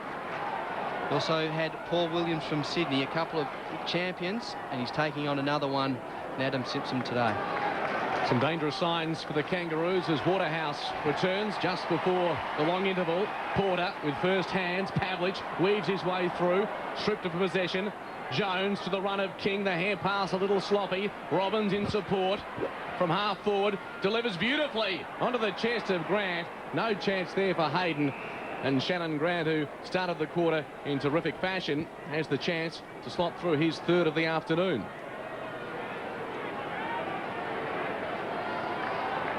Hanging tough, the Kangaroos. Warm conditions. Heavily favoured for Fremantle. The Dean Laidley's Chargers have started the season in terrific fashion. Missed the last one to the left, didn't he, Shannon Grant? I reckon he's good enough to be able to realise his technical problem there and fix it. From 45 metres, doesn't look great off the boot, but it does the job. A late goal to the Kangaroos. Shannon Grant gets his third. He's played in front, he's played forward, he's played on the wing. Gee, a handy player. He's bordering on champion status, I reckon, Shannon Grant. A little fumble there from David King. The ball goes forward. Just watch him, he's just in front. And I reckon if those two boys, Hayden and Grant, were in a 50-metre dash, Hayden would have him, but just the ability to stay in front and really a reaction thing from Shannon Grant. That's why he took that easy chest mark in the end. So Grant, 12 possessions, 3 goals. His personal best, 5 goals against the Dockers. In round 9, 1999, well Bell to Pavlich. High ball inside 50. Medhurst, spectacular, couldn't quite bring it down. Watt to Clayton. Robbins breaks to the outer side. The ball will sit for him, he'll be away. Goes to Motlop, had to take it on the half volley. Good clean hands, then turns his man inside out. Great effort from Motlop, runs away from McManus. High ball, rock of the target, over the top went Woods. His man stayed down, Grant. Woods put his body on the line, redeemed himself. Back to Grant, sells the dummy, goes with a banana and kicks a point. An exciting point, mind you. A great play from Shannon Motlop, wasn't it? Just took the game on. Normally, if you've had a little bit of a run, the lactic acid builds up in your legs and the execution's not normally there, but he has kicked that ball to a very, very dangerous position, right on the point of a square. Dion Woods, the ball went through his hands and Grant was able to pounce, but good play from Motlop initially. 69 seconds remaining in the opening half of football. And it's Woods with the kick in. Goes looking for Simmons. Stands tall at the back. Carr for possession number 19. Dockers a chance through Cook over the top to Crode. He's got a panic. Can have a couple of bounces. He can go all the way. He's had 3. He runs to 50. Loads up and goes over the top. Good disciplined play. Great vision from Trent Crode. I'll tell you what, that is fantastic play because unlike Daniel Haynes, who had about 5 bounces ball, his execution after the run wasn't good. That's a great finish to Crode. Normally he would blaze away, I reckon, and have a ping from 50, but great team awareness from him. Headland from 25 metres out, almost directly in front. Slots it through. They've got 2 goals this quarter, Fremantle, from their point kick-ins, which is fantastic. If you get 3 or 4 a game from a point kick-in, you'd be absolutely wrapped. They're on track to do that. Essentially, the Kangaroos haven't touched that ball again, and Crode was just loose on the wing. It was an obvious set play. His entire team knew the space was in front of Trent Crode, so they've gotten out of his way, and that's a great little kick. Great little kick to get Headland on. Good for Desi's confidence as well. You look at his action, he's got a great action, guides it down beautifully with that right hand, and good follow through. A 6-goal quarter to the Fremantle Dockers has given them the edge right on half-time. Bounce favours Porter, wins it down. Colbert couldn't control it. Stevens goes to ground. We'll have a secondary ball up with time running out for both sides here. Entertaining. You want to talk about this, Curry? First half of football. And the Dockers will go in with a 12-point margin. Siren sounds, and the Fremantle Dockers take that slight advantage into the main break. 11-7 at 73. The Kangaroos 9-7, 61. 6 goals, 3 in that term to the Fremantle Dockers. The Kangaroos adding 4 goals, 5. So it was the Dockers by 2 points at quarter time. They've extended that to 12 points at half time. It's the Dockers 11-7, 73. The Kangaroos 9-7, 61. Half time at Subi.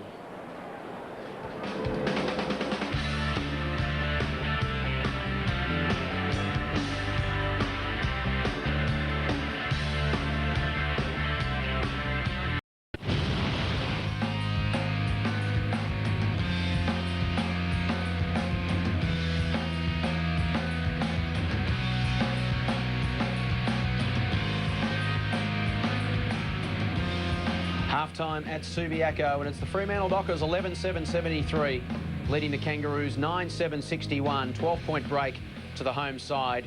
They led by 2 points at quarter time and then added 6 goals, 3 to 4 goals, 5 in that second term. Jeff Farmer with 3 goals, 2 each to Longmuir and Pavlich, while for the Kangaroos, Shannon Grant has 3, Brent Harvey has 2 goals. Well, with the departure of Wayne Carey and Corey McKernan from the Kangaroos from Arden Street, they were the key forwards for so many years through their great success in the 1990s. A couple of new names have taken over as the Kangaroos' main targets. One of them is Digby Morrell. He came off the rookie list in 2001 and again in 2002 and is really making a fist of AFL football. He returns home this afternoon to his hometown of Perth. Up towards Morrell, wasn't fantastic delivery, but really strong at the back. Morrell, Digby Morrell takes a specky. I tell you what, he's improved out of sight. It's great that the guys can look up and they'll back me to win the ball, and it gives you a lot of confidence if your own players sort of know that you give a great contest and you'll tie it up if you don't win the ball yourself. So it's it's an exciting time to be at the club, and I don't mind them using me. They can keep kicking to me all day, I reckon. Always hard to get the accuracy in that situation. Across the face, Morrell with tremendous carry. 1 goal, 1 so far for Digby Morrell. Looks good off the boot. Great contact. It's a goal. He's a very smart player and perhaps being underrated by some sides. Opposition clubs wouldn't want to underrate Digby Morrell too much longer.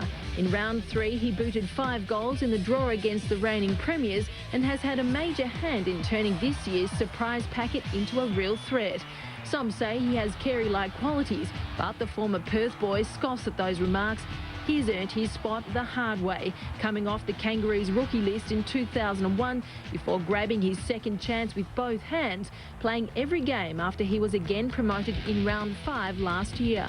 Yeah, sometimes I sort of sit back and think, how did I really get here? Because I sort of missed the chance being as an 18 or 19-year-old to get drafted and came through the system late at 21 and 22, and I guess it's a good chance for other people to look and sort of say, it's not over when they don't get drafted at 18, and it's a great journey, and I think a lot of people will probably look back 3 or 4 years ago, and probably myself, and I wouldn't have said that 5 years down the track that this is where I'd be. So I think hard work has played a lot of, a great part in it, and yeah, I just hope to run with it for a fair much longer.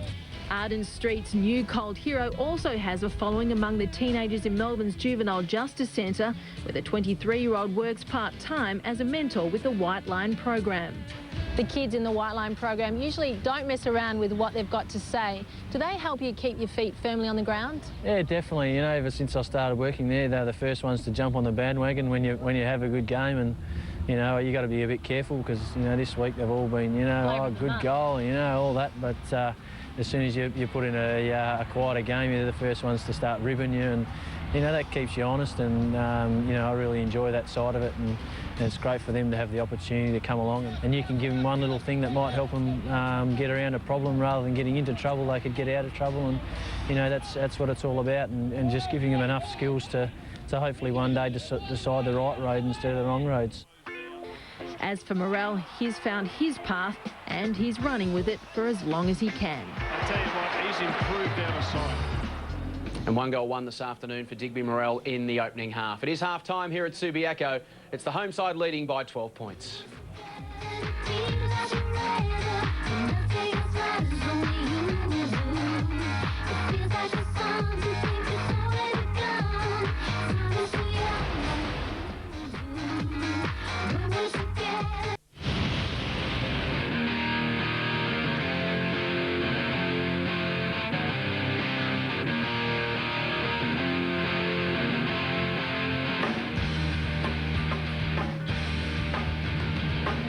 Half-time at Subiaco, it's the Fremantle Dockers 11-7-73, leading the Kangaroos 9-7-61. 12 points the margin.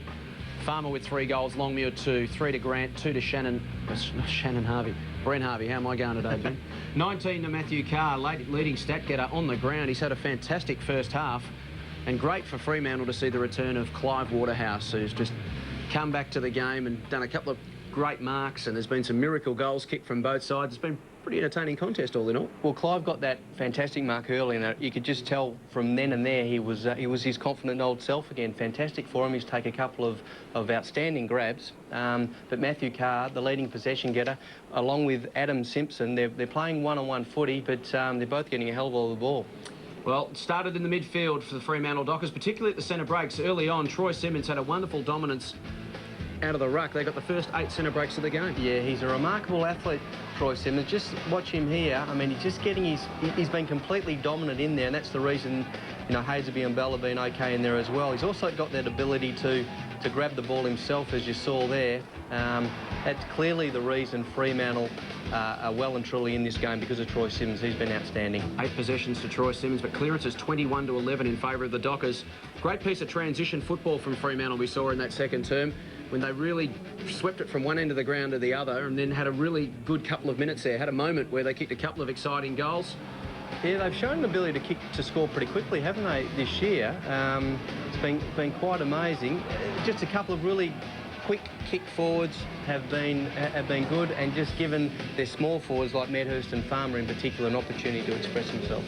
Ran the ball from full back to full forward, ended up with an exciting goal to Jeffrey Farmer in the end, but Fremantle Dockers just playing that direct, open, flowing style of football, which is very exciting to watch, and has served them well as we take a look at the kick in here from Woods. Yeah, it's a fantastic kick in initially, but it's 2-2 talls. There's Polak and Simmons making a contest, and that's like rugby union. They're all lining up to get a bit of the action. Just great running football, and great for Stephen Coops to get on the end of that towards Farmer. It was a tough kick, because it had to get to Farmer pretty quickly, and he had some power in his leg, and that was the reason Farmer had an easy mark in the end. Well, Adam Simpson versus Matthew Carr looms as a crucial battle. Simpson with 13 touches leads the way for the Roos, but Matthew Carr 19 for the Dockers. Yeah, it's been an interesting one. They're both very, very good players. Simpson kicking a goal here and finishing off his good work.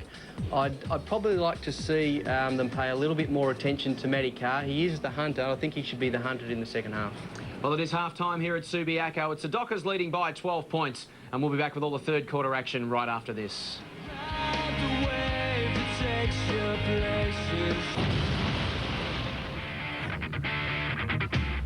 Half-time at Subiaco, and it is the Fremantle Dockers 11-7-73, leading the Kangaroos 9-7-61. 6 goals 3 to 4 goals 5 in the second term. Helped Fremantle sneak out to a 2-goal lead at the major break as Anthony Stevens leads his side back onto the arena. Dockers have been out for 3 or 4 minutes, just going through a couple of warm-ups and getting prepared for the second half. There's 2 other games of round 4 action on this afternoon around Australia. Adelaide taking on West Coast at Amy Stadium. Carlton taking on Port Adelaide at Optus Oval. If you don't know the score, look away now.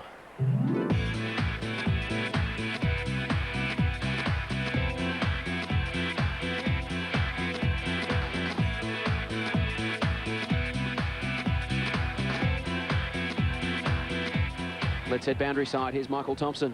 Thanks very much, Jason. Update on the Dockers.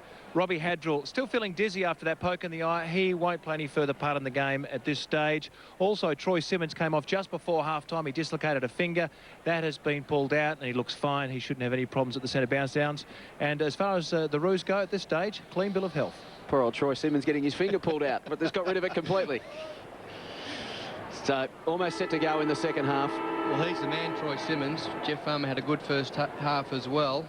Back to some dynamic form, but they need to do something with their centre bounce structure, the Kangaroos. Porter's starting in there, but it's actually more to do with the smalls that they've got in this. Simpson, Rawlings has been a pretty good player playing on Hazerbee. They actually need to change their structure in there just to try and upset Fremantle, because they were dominant in there in the first half.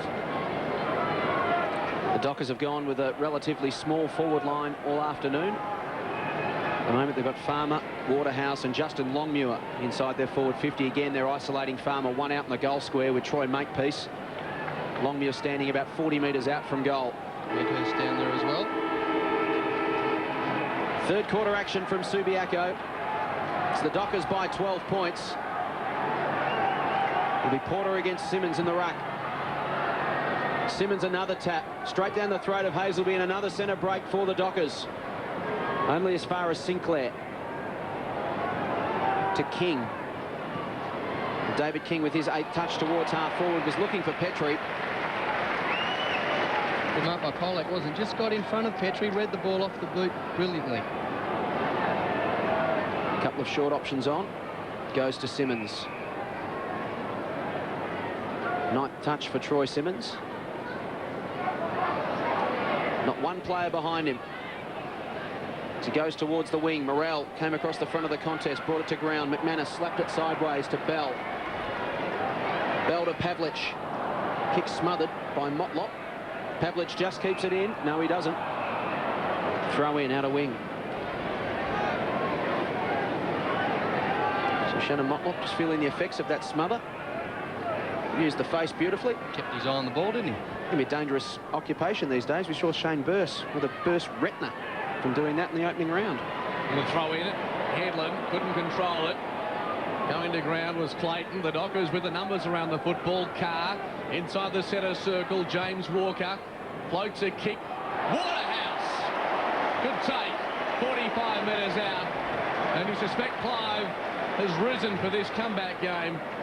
And he's got the chance to kick his first goal of the day. He's taken a couple of spectacular marks, but that, Ben Allen, wasn't as spectacular, but certainly a vice-like grip. Well, it's interesting that actually you've got Sinclair running with him. Jess has been pretty good mopping up down there today, but clearly Waterhouse, you'd think, would be too strong in the air for him. I think they're looking to make a change there, the Kangaroos. That's what confronts Clive Waterhouse. Right on the 50. The kick on its way. And Clive is back in town.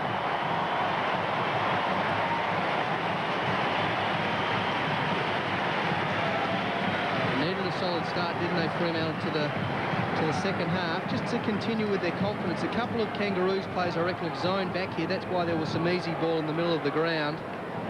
And Jess really had no hope there. Clive beat him. It wasn't a great kick coming in from James Walker. But again, just an opportunity to beat your opponent one out. Good finish from Clive.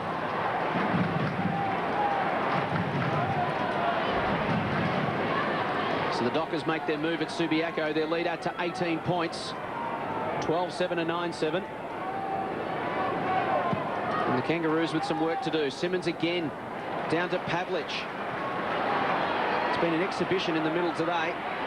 Stevens almost run down by Haynes. Went again. Gave it to Grant, to Sinclair. To the wing. Morrell's there. Hazelby over the top. The Dockers just growing in confidence as this game goes on. If they can get the next goal, they are away. Hazelby holds it up. Waits for the right option. Goes backward to Grover. He thumps it long, straight up the middle, looking for Farmer. Off his chest. McManus at 50. Handball looking for Haynes. King got an important hand in for North Melbourne. Medhurst, the deft little toe poke to Farmer. Steps inside Makepeace. Goes with a banana kick and misses. 3 goals, 1 to Jeff Farmer. Geez, there's been some skill and vision on display this afternoon. Yeah, they're pretty smart, those two small forwards, Farmer and Medhurst, aren't they? Haven't had the greatest sort of understanding as yet, but they're looking at like having good signs. But they've got to do something about Troy Simmons in the middle. I think Petrie in the ruck for me. Makepeace to Simpson. Tumbles it around the outer side, looking for Morrell off his shins. And over the line and out of bounds. But clearances now up to 24-11. These in favour of the Roos. Yeah. The Dockers, rather. Dockers have been good, haven't they? These boundary throw-ins, you think Port would be able to use his bulk, so Simmons has run out the footy, obviously isn't as dominant here, but so Porter should get in front and just hold ground. That's better. Pavlich, third man up over the top. Carter had it and lost it. Porter got it out as far as Grant. Free kick in the back, and it's going the way of Harvey. He's a sort of explosive player that needs to lift his side. It's his 12th possession coming up for Brent Harvey. The Roos need some spark to centre half forward. Harding mistimed his leap. Polak at the back, got it to Pavlich, shrugged a tackle. Handball to Grover. He tries to break through. Simpson got boot to ball, beats Morrell. Jones, defensive 50. It's Walker to Bell. And the Dockers are away.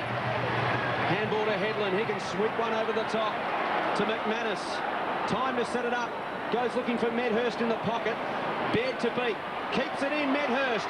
Goes with the check side and hits the behind post. In fact, it's out of bounds. It's going to have to come back. And the Dockers may have been able to do better from there. Yeah. McManus in plenty of open space. Oh, I thought he actually should have erred. I thought he did err there, and he should have kicked it more centrally. He elected to kick it out towards Medhurst, who was going directly towards the boundary line. I think Medhurst should have probably been a bit more central with his lead there.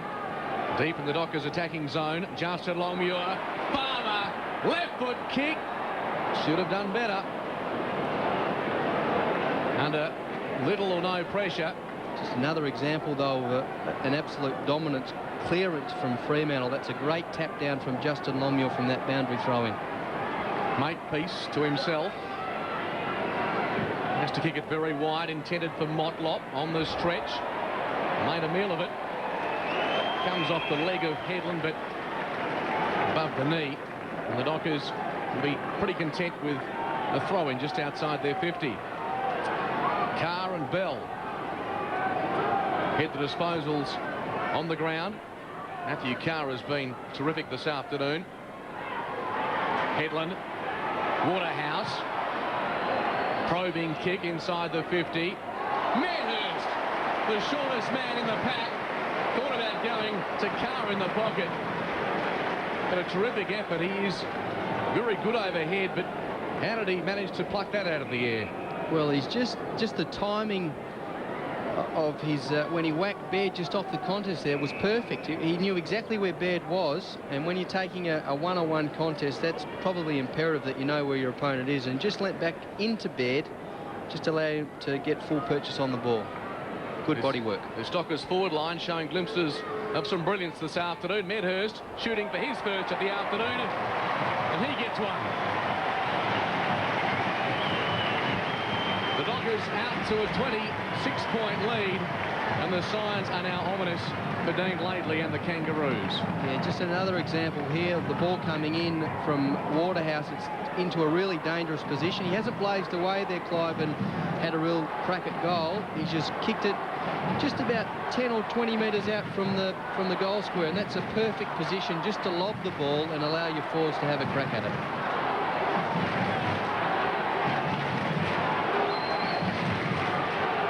Dockers by 26 points. Centre breaks out to 16-6 now. It'll be a centre square infringement kick. Their second one for the day, so 2 of their 7 centre breaks come from free kicks. Possessions is termed 25-11 in favour of the Dockers. The Roos looking to go inside 50 for the first time for the term. Bell will tidy up. 20th touch. Flips it over the top to Carr for his 21st. He's away, has a couple of bounces. Wants someone to present themselves. Goes back to Bell. He can go back to Carr. They've worked it to the 50. Tries to step around King and does so. Finish the job yourself. He does. What a great goal. Matthew Carr having a day out. And the best part about that goal was actually his first handball to Peter Bell, believe it or not, because he realised Bell was on and he was running in front of him. It was a good contest at centre half back initially. Bell's in there and got the ball rolling. But Bell runs right up alongside him from behind, and Carr knew, he just looked inside there. He understood that Bell was the man to give it to. Attracted the porter from the Kangaroos, and what a finish. Matthew Carr kicks one of the goals of the year so far. He's rewarded to sit on the bench. Shades of Chris Judd's goal here against Melbourne last year. The Dockers have kicked 3 goals to nothing after half-time. Their fans excited by what they're seeing. Pavlich, brilliantly done. Lays it off to Haynes. Good trace by Wells, but Cook runs onto it. McManus over the football. Support out wide comes from Hazelby. Advantage is paid. Cook will run onto this. Takes the mark. 30 metres out. Players undecided, but Troy Cook still kicks the goal. The Dockers with the run of the football there. The whistle came for a high tackle. A couple of Kangaroos lingered, but Troy Cook fighting forward. An easy goal in the end. It was just a surge forward, wasn't it? I mean, it wasn't all that pretty.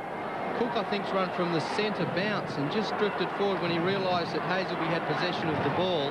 But it's all come from Troy Simmons again. Absolutely dominant. I can't believe the Kangaroos, with the experience that they've got there in the middle, haven't manned up at least or changed the structure that they've got in there, because this has been a dominant centre bounce display as I've seen. Possessions now for the term 34-12, almost 3-1. And inside 56-0. Again, out of the ruck is Simmons to Cook. It's just one-way traffic. Cook will go deep to full forward. It'll get almost to the square. Shannon Watt stands tall. It's good play, because as a defender, when you're getting killed out of the middle, you don't want to be on the last line of defence. He goes to Baird. Around the outer wing, he's got a man in space. It's Grant. Dishes to the run of Daniel Wells. Can use his pace. To centre half forward. King's his target. Simpson there. Spills to Morrell. Tried to get hands to Harvey. It was picked off by Headland. He just thumps it long. There's a man in space. It's Medhurst. He's 60 from goal. It's almost party time for Fremantle. Farmer, 2 to beat. At ground level, Makepeace soccers the own goal. It's a good play by Makepeace in the end. He was under severe pressure. Jeff thought he might have been held. Clive comes up for a breather. They're rotating their team really well. Freo, Carr, Morehouse, 2 good players already off this quarter for a breather. 39 points the margin. It was 12 points at half-time. The Dockers have kicked 4 goals, 3. The Kangaroos haven't been inside 50. Makepeace to Clayton. Under enormous pressure to Harvey. And Harding takes the mark. And this is the first time the wheels have fallen off for the Kangaroos in 2003. Sinclair, they need to regroup. Plenty of experience and talent in the Kangaroos lineup. Just got to get their hands on the ball. King to Sinclair. Switches to Wells. It was a dangerous kick. Wells has got a couple to beat. The turnover comes. Hazelby. Morrell in support. Grover comes in over the top. Wells to open space. Simmons collects. Hazelby again. Some scrappy play. He's wrapped up by Stevens. Grover wrapped up by Morrell. Ball still alive. Headland put his head over the football. Gets to his feet. Dishes it out. And the Dockers win. This. Crow. Medhurst to 45. Misses. Just maybe took a fraction too long. There's a free kick here to Kangaroos on Paul Medhurst. He just grabbed Shannon Watt after he disposed of the ball. The umpire's seen it. And the ball will come out to Jess Sinclair essentially on just that there. Umpire was right onto that. Just a little bit of frustration from missing that goal. So it was a good chase. Just put Medhurst off his kick. The point will stand, and the free kick at centre half back for the Roos with David King. They need a contest at centre half forward. The Kangaroos have been well beaten there this quarter. Need to get a goal on the board just to steady their confidence. Stevens across to Colbert, ill-directed. Woods slips back and takes the mark. He's got Simmons breaking free. Haynes in support. He goes by hand to that player. Untidy hand pass, but with time. Kicks to half forward. Longmuir from the back. Colbert cleans up. Gets it across to Stevens. The skipper. Kicks short. It's okay. Corey Jones. This is the important kick. The target is Petrie. Polak accompanies him. A chance for Morrell. Runs out of room. And the confidence you suspect has been sapped from the Kangaroos. The heat has played a part, but certainly the Dockers' pressure also. Marks inside 50 for the game, Ben. 16-9 in favour of the Dockers, and we see Severio Rocker on the bench with just 2 touches. Simmons. Jones overruns it. Dion Woods, well, he'd probably be penalised for this, I'd suspect, given what we saw last week at Telstra Dome with Scott in the dying seconds of that match. But he made yards for his team, that's okay. Very similar to what I saw last week in Melbourne. That's a long time ago last week. A week is a long time in football, Ben, you're right. Kangaroos with Morrell over the football. Cook working hard. Breaks free. Slips off the hand pass to McManus. Drives it long. Open forward line. Good mark taken at the back there by Colbert. And the Kangaroos have some numbers now. Running through centre wing. Watt towards the 50. Petrie and Polak. Ball spills free. And space now for Hazelby to get it across to Coops. A little indecisive. Finally, he spears a pass. And Palmer wants to go. Pavlich can take it and run. He won't. He'll settle and go back and try and slot home the goal from about 35 metres. It's good team plays, and they're getting numbers back around about centre-half back Fremantle, and just surging forward with clear and precise disposal skills. And it's great that Farmers, after he's received that ball, he knew straight away that Pavlich was on further down the ground. We've seen a lot more of that, just getting your teammate on from Fremantle's point of view. It's a fantastic sign. They've also got the luxury of, because they have this lead, of really rotating their entire team to get the maximum out of each individual line there. Pavlich, gun barrel straight. The Dockers put a nail in the Kangaroos' coffin.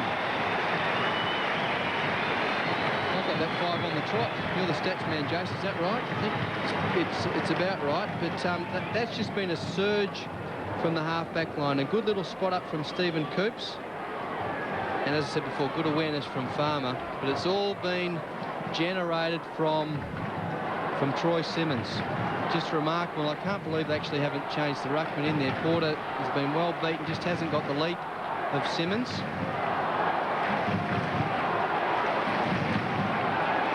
5-4 to no score in this quarter.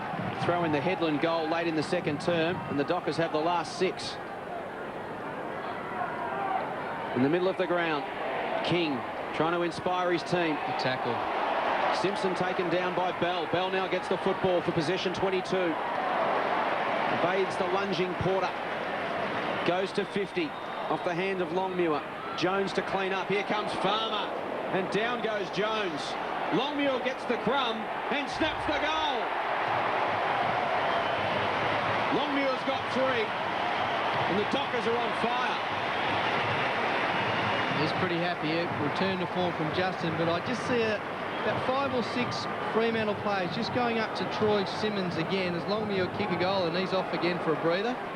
He's going to be kicking goals in this team. Yeah, just Farmer. I reckon that one, he was a bit lucky to get away with that, and I'm a bit worried about that type of incident when a player's got his head over the ball like young Jones did there. I reckon there's an obligation on Farmer to get down low as well and try and get underneath Jones.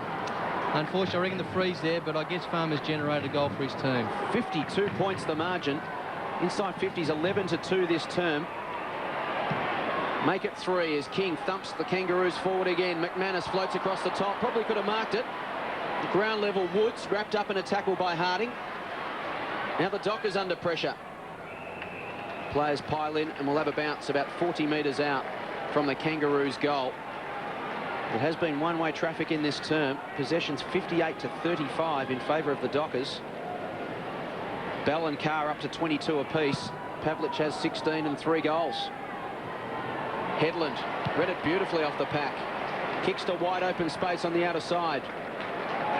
The ball goes out for a throw-in about 70 metres out from the Kangaroos' goal.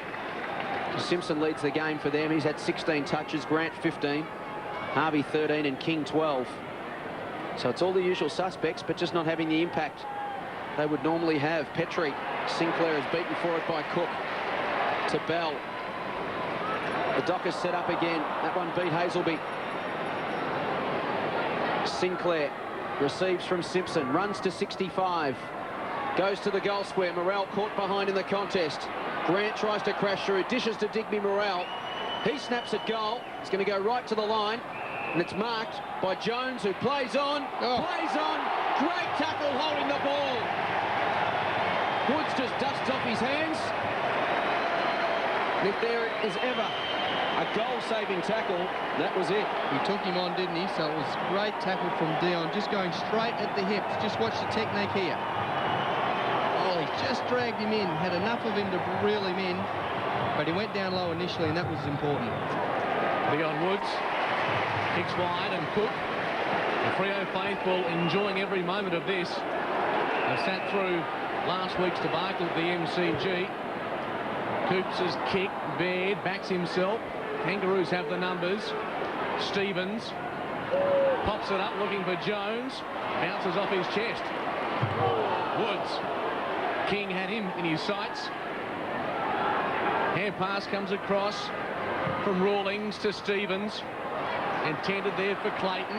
The Dockers, though, away here through McManus. And with numbers, Hazelby. If the ball sits, he's away. Only one man inside the forward 50 for Fremantle, but it's Jeffrey Farmer. Well read by Makepeace. Farmer perhaps a little too conscious of where his opponent was.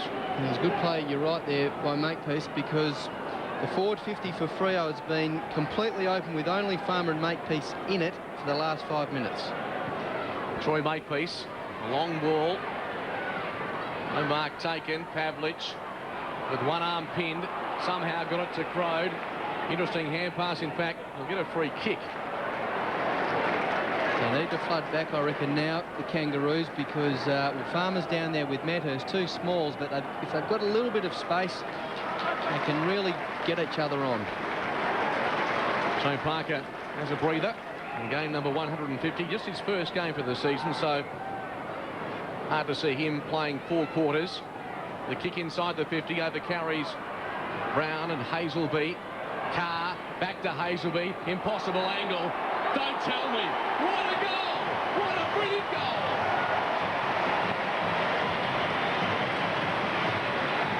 He can kick goals okay, Hazelby. Normally, when he goes to have a rest on the half-forward line, you see him screaming out on the lead, and he's done that again. He's provided an option for Pavlich right on the 50-metre line. He's gone to ground and got up straight away, so it's a great little second effort. Carr's probably attracted a couple of defenders, and, well, that's a brilliant finish. We just, as I was speaking, Simmons is coming off for a well-earned breather. Good luck to the news editors who've got to trim this game down to get their highlights packages tonight. There have been so many great goals. Longmuir into the ruck for Freo. Hazelby's got another one, and the margin out to 58 points. Petrie out of the middle. Gets a rare centre break for the Kangaroos. A high ball. Inside 50. Crode's gone to centre half back. Stands tall and takes the mark. Pollack broke to the member's side and takes the mark. He can chip over the top to Walker. Fremantle have had loose men everywhere this term. They've got another one. It's Hazelby. 14th touch for him. Another one. Cook. They're lining up. He can go to Walker or go himself. He'll go himself. From 50, great effort from Wells to get hand on ball. Medhurst, who's touched off the boot, to Clive. Clive's got another one. Amazing quarter of football from the Fremantle Dockers. They have added 8 goals for. The Kangaroos have not scored. Gee, there were some poor signs there. We see Cook just taking the game on. Look at the smother from Wells. He got a hand in there. It was play on. Medhurst realised that he played on straight away. But just another example of getting your teammate a shot at goal. And I tell you, all good sides have an ability to make others look good. And Medhurst made Clive look good, and he's done the same on a couple of occasions for his teammates. But poor signs there from Kangaroos. There was a lot of loose checking going on. Looks like the wheels are off. Enjoyable return for Clive Waterhouse to play in this situation. Pick up a couple of goals, just work your way into it. And here they come again through Headland. Towards Waterhouse and Watt. Stevens gets across. Waterhouse takes him to the line. The ball doesn't quite go out. It does now through Baird. It's good as well, Mark, because a number of the Fremantle players who have been down in confidence, like Crode, Farmer, Headland starting to get a few touches, I think this type of game really can set their season up. When the Dockers forward line clicks with the names inside the forward 50, very exciting to watch. Grant, touch ball, Robbins under pressure, gets it to Motlop. Good pass, finds Clayton inside the centre square. Morrell being quiet, nudged under the football by Coops. Woods storms through half back. Fremantle playing with ample confidence, spots up Headland. 75 metres out from goal. Desi Headland drives it to full forward, getting back Sinclair on the stretch. Gets it across to Baird. Measures the pass, and Clayton. They still haven't scored in this quarter, the Kangaroos. Harding. Good pressure by Hayden. Morrell towards the boundary line, and Haynes lunges. Let's go to the boundary line and Michael Thompson. Mark, the crowd is really loving this. I said at the start of the game that the Dockers had copped some stick, not just from the media, but from their supporters, but they are really enjoying this. Chanting, singing, all the big names are firing. Longmuir wrestles with a former teammate in Brown, Coops and Morrell. And you suspect late in this third quarter, Ben, that the heat is a factor. The scoreboard also a factor, with both teams gasping for air.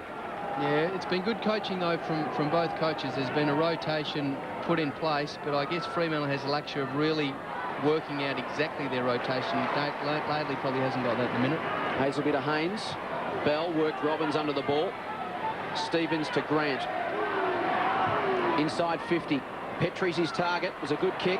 Well-timed fist from Polak. Did he infringe on Petrie? He did. It'll be a free kick to Drew Petrie. His fourth touch coming up. And a chance to kick the Kangaroos' first score of the quarter. It's a bit tough on young Polak, 50 metres.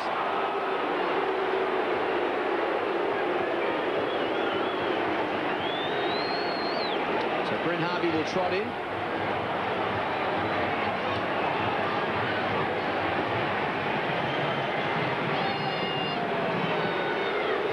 And kick a goal. So the Roos get their first score for the third term. And their first score of any sort since Shannon Grant kicked it behind at the 30-minute mark of the second quarter. So nearly a quarter of football without a score. While the Dockers have added 9 goals. And this is the initial free kick. It's just carrying forward Petrie, young Polak. I guess you could say that was there. This was the carry on afterwards that resulted in the 50. Well, as per normal, they missed the first one and they get the second. It's just like having a younger brother, isn't it, at home? Always gets the retaliation. Simmons, a tap down to Hazelby. It's been a clinic. Baird, off half-back for the Kangaroos. John Baird looks upfield. There's not much to kick to. Clayton against Woods. The Dockers defender does well. Sinclair keeps it in play. Simmons under no pressure at all. He's a remarkable athlete, this boy. He likes kickboxing, and I've seen him kickbox with pads well above his head. He's just got amazing flexibility and endurance. He also likes snakes, so there's a couple of hobbies that we'll stay well clear of. He's not a bad ruckman either. Exactly. Robbins drops the mark, gets it across to Baird. Sinclair in space, 55 out. Drills the pass, and Wells. Mark is paid. I reckon there's been a real change from the Fremantle backman, though. There hasn't been the Kangaroos forwards getting those easy marks on the lead. McManus was right on Wells's hammer there. The young boy had to earn the mark or the free kick, and that's really occurred from halfway through the first quarter. They've been right up on their opponents, the Fremantle defenders. Good defensive play. Daniel Wells, number 2 draft pick last year. Only goal so far in the season has come against Geelong. Right behind that, and Daniel Wells finishes off with a goal. Yeah, it's good to see a couple of his experienced teammates going across to the young lad. Jess has been okay. And Sean, he did the right thing. He put his left arm there to try and whack the ball away. Just Wells in front, and that's a fantastic action from Wells. Your kicking will only get better because he'll become more powerful. He's a great kick now, but with a bit more power in his legs, he'll become an absolutely outstanding kick. Pavlich to the bench for a spell, replaced by Peter Bell. He and Carr have 23 touches apiece to lead the game. Grant 18, Simpson 17 for the Kangaroos. The margin 52 points. Just over 2 minutes remaining. This third term. Carr couldn't get an effective disposal. Simpson. Grover gets back for the Dockers. Handball to McManus. Goes looking for Hazelby. He's up to his 17th touch. He's had 11 for the quarter. To half forward. Cook gathers the crumb. Runs away and flips it over the top to Haynes. He runs to 52. Spots a target. Medhurst and Farmer. Farmer off hands. Can give it to Bell. He can waltz in and kick another one.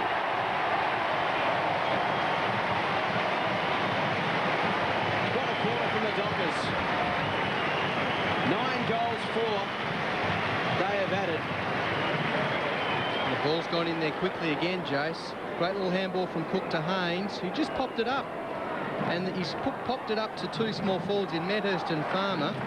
And another example of Farmer giving off for goal. I tell you, as a small forward, if you kick three yourself, you've had a good game. But if you kick three and give off 3 or 4, that's turned a good game into an outstanding one. And this against a team who's beaten them 8 out of 9 times by an average of 9 goals. Turning the table this afternoon, the margin now 58 points.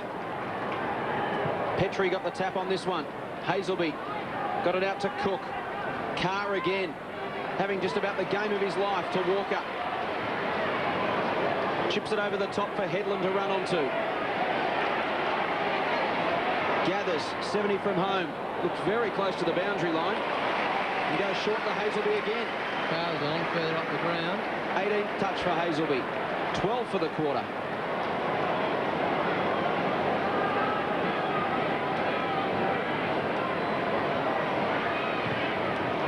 Oh, what a quarter from Paul Hazelby. 12 possessions, 2 goals. And the Dockers celebrating at Subi.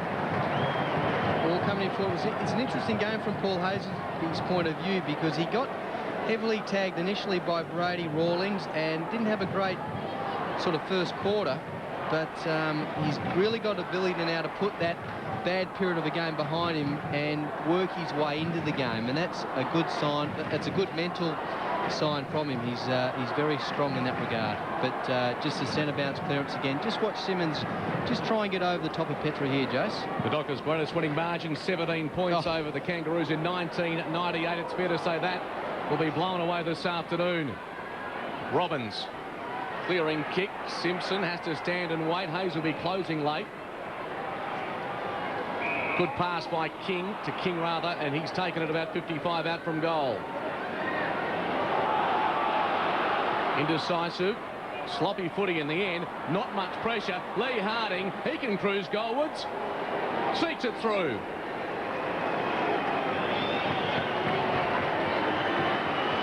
The Dockers' onslaught has been stopped momentarily, and almost in an anticlimactic fashion, the Kangaroos get their 12th of the afternoon. That's what they've got to keep doing, the Kangaroos, keep plugging away. And that's what Harding's really done all year. When he gets an opportunity to take the game on, he normally does. It was just a little slot across from David King. As soon as he's got the ball there, he's taken the game on and got to top pace pretty quickly. That's a good sign from a young player. Ball back in the centre. And Simmons, again, just puts Fremantle away. Bell, Cook, full forward, Baird, nudged under the football, still good enough to take the mark. And 50 as well, so some undisciplined play by Paul Medhurst this afternoon at various stages. It's cost him some metres. The quarter has been dominated by the Fremantle Dockers, no question about that. A 10-goal term, and at three-quarter time, they're poised to maintain their record at Subiaco Oval this season. Up until that quarter, Fremantle's best ever against the Kangaroos was 6-2. That quarter they added 11 goals to 3, and they dominated Subi.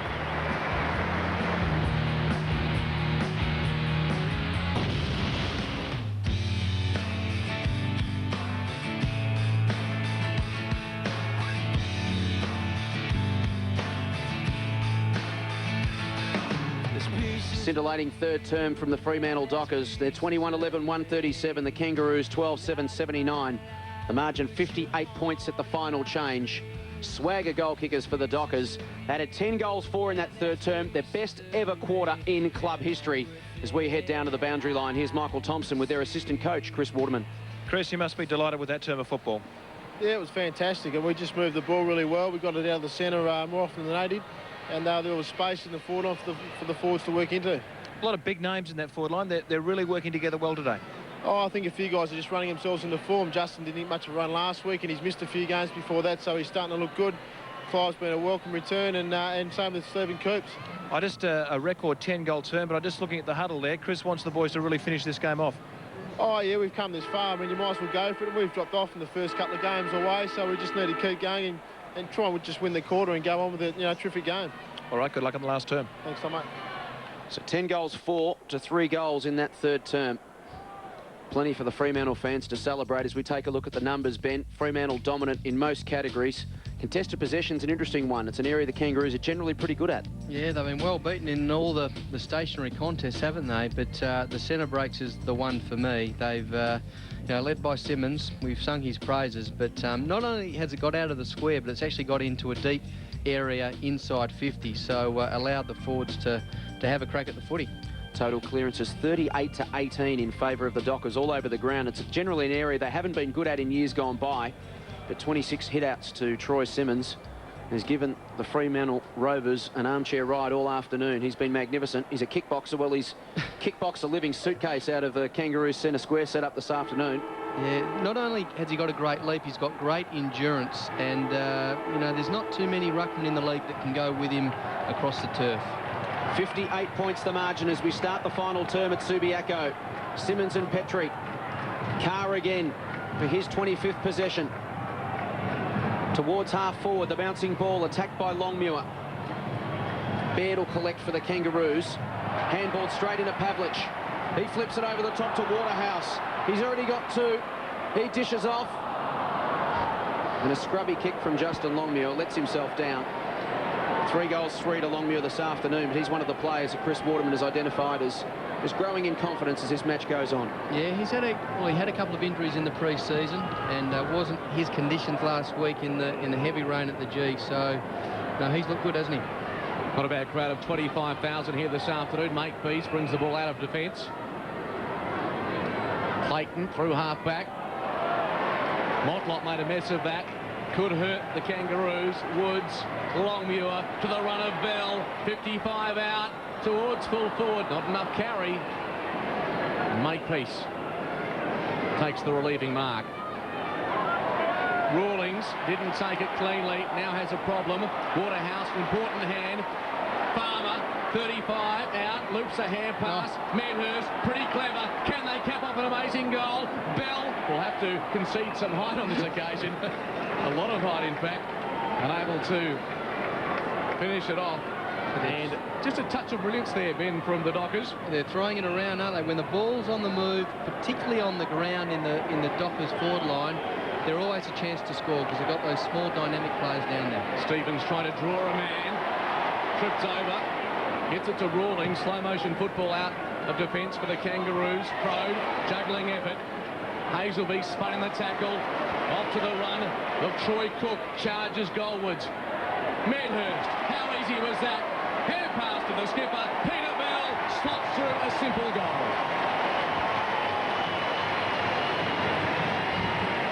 And, well, it's disappointing from, I guess, the Kangaroos' point of view because they don't want to lose all this confidence that they've gained the last couple of weeks to see Anthony Stevens. But again, the ball's come in and it's really 2 on none down there.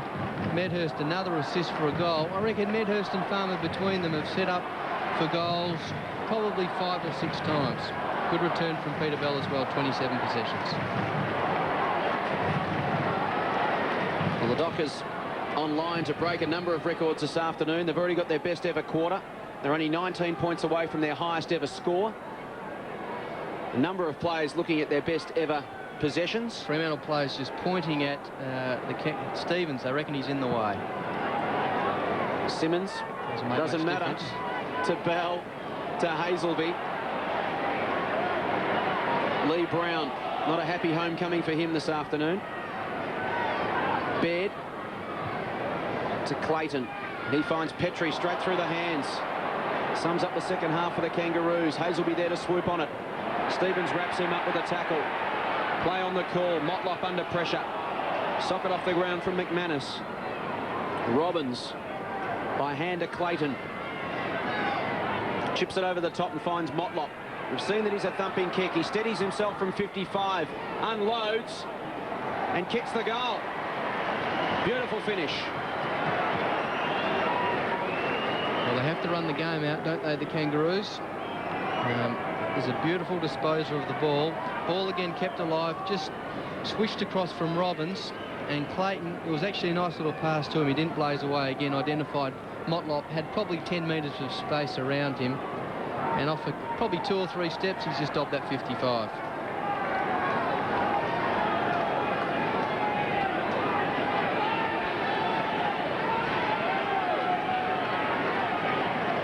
And Troy Simmons is up to a career-high 27 tap-outs. And the Dockers in complete control. Just 4 goals since half-time for the Kangaroos. Petrie to Stevens. Little half-distance kick. Sliding in was McManus. Forced it forward. Only as far as Wells. After a bounce. Centering kick. Good vision. Brown with a bouncing ball. Wants to get around Crode. Couldn't wrap him up. High tackle. Doesn't matter. Running goalwards. Brown finishes off with a goal. So Lee Brown, and his return to WA since moving to the Kangaroos, adds some respectability to the scoreboard in this final quarter. Good vision from Daniel Wells here, wasn't it? He's identified that he's on it. He's got about 20 metres. He's looked inside there, and on his left, he's non-preferred. A fantastic little kick across to Lee Brown, who was in space. Crode just slipping that tackle over the top. But well done by Daniel Wells. Good identification that his teammate was on. Troy Simmons, what an afternoon for him and Lee Brown. Listening to the Dockers faithful, enjoying this moment in round 4 after the disappointment at the MCG last week. Simmons down to Bell again. Monotonous stuff this. Cook to the 50. Charging out was Watt. The bounce was unfavourable. Longmuir to Pavlich off her step. Bangs it forward. And it hits the post about halfway up. Looking dangerous on every opportunity when surging forward, Fremantle. And their all-time record score, Jason, I suspect is well within their reach. 25-13, 163 against the Swans in round 6, 1995. So they're just 3 goals shy of that. They've got 16.5 minutes to haul that in. Makepeace straight up the middle, dangerous. Crode picked it off. At ground level, Hazelby been dynamic since half-time. Cook takes Sinclair down. Clayton to Robbins. Robbins goes looking for Wells, who's been more prominent in this second half. Coming up for his 6th possession. Goes backward to Rawlings for his 13th touch. Good manning up from Fremantle. There's not too much loose checking. There's a bit of a good run from Stevens, but they've got to beat a man. Wells to Stevens, to Brown, back to Stevens under pressure. Here's the turnover. Cook, no one at home inside 50 at all. Tumbles to the goal square. Which way will it bounce? Towards the line. And through for a behind. Had to be a Brad Hogg wrong on then, didn't it, to go through the goals? Was that the reverse Pagans paddock? It was, actually. Gee, Warney's been forgotten quickly. Absolutely. Stick with the WA boys, don't we? Makepeace goes to the outer side. Sinclair the target. Mark paid. It's battle on hard, Jess Sinclair. His 18th possession coming up. He's turned himself into a consistent footballer, no question about that. He's been given a couple of roles from Laidley this year. Battled hard today. Averaging 21 touches in 2003 so far. To Robbins. He's been reasonably quiet. 14th touch for him. Corey Jones, forward of the wing. Grant and Makepeace screaming for it in the centre square. Jones goes along the boundary line to Motlop. He's going to get run down by Grover. Did not hear him coming at all. And Grover almost turned it over. The kick to Cook just sat up. He gathered his own ball at ground level and just trots away. No one came at him. Flips a handball over the top to Hazelby. He goes inside 50 looking for Medhurst, and he marks in front of Rawlings. Wants to play on quickly. Goes to the goal square. Bends it back. Makepeace gets there, and it's through for a behind. As the Dockers by 2 points at quarter time, by 12 points at half time, and then added 10 goals to 3 in the third term. And the lead now out to 56 points. Simpson kept the ball alive to Wells. Drives a pass and hits Grant right on the chest. Wheels onto his left boot. Petrie takes it. He's got King cruising past. He played on, did he? Well, he's in the top 50 metres. Goodness me. And Sean McManus quite within his rights to plead his case. The only thing he didn't do, I reckon, Petrie, was come off the line. He definitely looked inside and feigned the handball, but he didn't move. He didn't move. Well, he did just before McManus grabbed him, but the umpire didn't have time to call play on. I think it's technically correct, although Sean, as you can see, thinks he's stiff, and I think he's stiff as well, but I'm not sure if he did come off his line, Jace. Took one step forward over the mark. Oof. Martin Ellis, irrespective, is awarded the 50 metres, and now Petrie can shoot on goal from 25 metres out, directly in front. Drew Petrie. 5 goals this year, including 3 in round 1 against the Saints. And he gets on the scoreboard this afternoon. Well, all the same, it was a good sign from Fremantle because their tackling has been pretty good. Just definitely was trying to play on. Look, it's a technical one, I guess. Well, he went forward definitely, but the question is if that's actually going off the line. Technically correct decision. Those ones are so grey, though.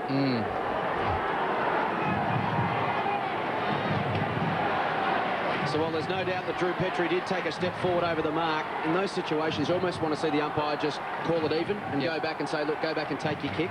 Don't penalise him the 50, because McManus was right in tackling him, but wrong before the umpire called play on. Nonetheless, it's a goal to the Kangaroos. Lee Brown will tidy up at half-back. Goes towards Clayton, further afield towards Grant. At the back, Walker will clean up for the Dockers. Thumps it towards Crode, had the sit, couldn't quite bring it down. Pavlich at ground level. Tries to fend off the tackle from Brown. Got it free now to Trent Crode. He can run to 40 metres out. Wasn't quite balanced as he kicked it. Could have kept going, couldn't he? And misses to the left. Yeah, I mean, it was a good effort for him to throw himself at the footy initially, and probably even better, actually, the second effort to get on top of the ball. And I reckon he could have run another 4 or 5 metres steadied and slotted that one. Makepeace. Go outside defensive 50, looking for King. Longmuir to get across. Ground level, Wells socketed off the ground. Jones steps inside Bell. Dishes off the handball to the run of Clayton through the middle of the ground. Goes looking for Rocker. Got hands to it, but never a chance to mark. It was Spildle Woods. Stood tall, gave a handball to Simmons. He's got a man in open space. Hazelby has been in open space for the entire second half. Goes inside 50 as easy as you like and finds Trent Crode. But Paul Hazelby had 4 touches in the first quarter, 2 in the second, so he had 6 to half-time. He's now had 24. And he just realised then that no one was coming at him. He saw Crode, gee, there's no one anywhere near him there. That's a poor sign from the Kangaroos' point of view.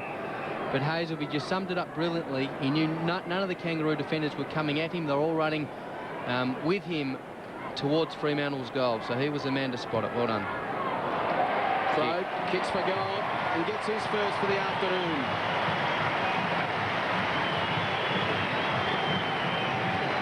I reckon he's worked hard today, Crode. It's his first game back because he spent the first couple of weeks on the sidelines with suspension this year. Gee, look at this. This is easy. Just up into open space. See, no one going towards Hazelby. Kangaroo defenders running away, and that's an easy release from a player with his ability. But Crode's worked pretty hard, got better as the game wore on, and this is his second game back at AFL level. He'll even be better next week. Well, the Dockers really do save their Superman outfits for Subiaco Oval, and they've done it again. The Kangaroos shell-shocked after a superb third quarter effort by Fremantle, a 10-goal term, and again a centre square clearance. Sevens, Bell, McManus all involved. The former skipper wants to take them on. And was caught undone in the end. Robbins, across now to Harding. Kicks into the pocket, Sav on the lead. Been very quiet this afternoon, spent a lot of time off the ground. Wheels onto his right boot, good vision, and King will mark. And look who's on the mark there. That's just another example of Troy Simmons and the huge amount of work that he does. He's contested that centre bounce. There's been a bumbling ball around the half-forward line for Fremantle, and he's worked all the way back. Really would have, I reckon he would have run it past 2 or 3 opponents to get there. Just a huge appetite for hard work, Simmons. David King, point-blank range, has no trouble converting. He really did spark the Kangaroos the last time these sides met in Canberra.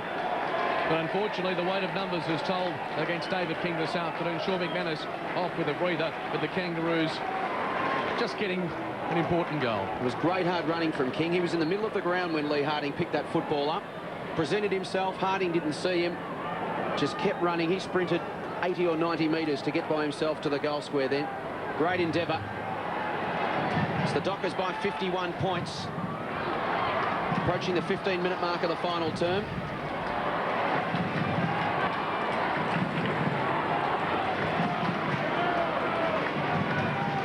Petrie in the ruck against Simmons. Simmons hands again to Hazelby. Off the shins of Lee Brown. Corey Jones to Brown, under pressure, taken by Haynes. Pavlich flips it over the top to Crode. Crode will spear it inside 50, looking for Justin Longmuir. He worked Watt under it, but it went to the back. Medhurst there as well to clean up. Wheels onto the right, looks for a target. Well cut off by Makepeace. He was looking for Matthew Carr. Makepeace, 12th possession. He's been pretty solid down there. Huge amount of ball coming towards him, and I reckon he's been reasonable, although Farmer's beaten him on the day. Inside 50s, a 57-37 in favour of the Dockers. Makepeace towards Motlop. Brown got a hand on it. Can go again. Deliberate to the line. Hazelby will get possession, number 25. To Carr for his 26th. To centre half forward, here's Simmons. Umpire said he was held without it. And Troy Simmons can go back. It's a disciplined kick, isn't it, from Matthew Carr. Swung onto his left, didn't come off his leg all that prettily, but it's come again to a central position, and that's the one thing I think Fremantle have changed quite markedly from last week. Just their discipline when they're going into their forward half. They've always kicked to a central position. 15 possessions, 6 marks, 30 hit-outs, 4 clearances for Troy Simmons. Outstanding performance, particularly in the centre of the ground today. It has been a joy to watch. And a chance to cap it all off with a goal of his own. From 52 metres, he goes into the man on the mark. Thanks for wrapping him up. Done it again. Simpson. It's uncanny, isn't it? Towards Harding. He can run away from Grover. No, he can't. He thought he could. Stevens, was he taken forward in the tackle? The Dockers explode away through Coops. Ugly kick. It's going to come straight back at him. It's marked by Wells. Daniel Wells, nothing too pretty about that kick either, but it found Grant, the bouncing ball. Cruising pass was Rawlings. King in open space at right half forward. Comes inside, a couple of Kangaroos there, and Stevens has it on his chest just on the 50. It was a great chase from Grover a minute ago, wasn't it? He's very, very quick, Grover. Harding is quick himself. Good spot up from King there. Just realised Anthony Stevens was in open space.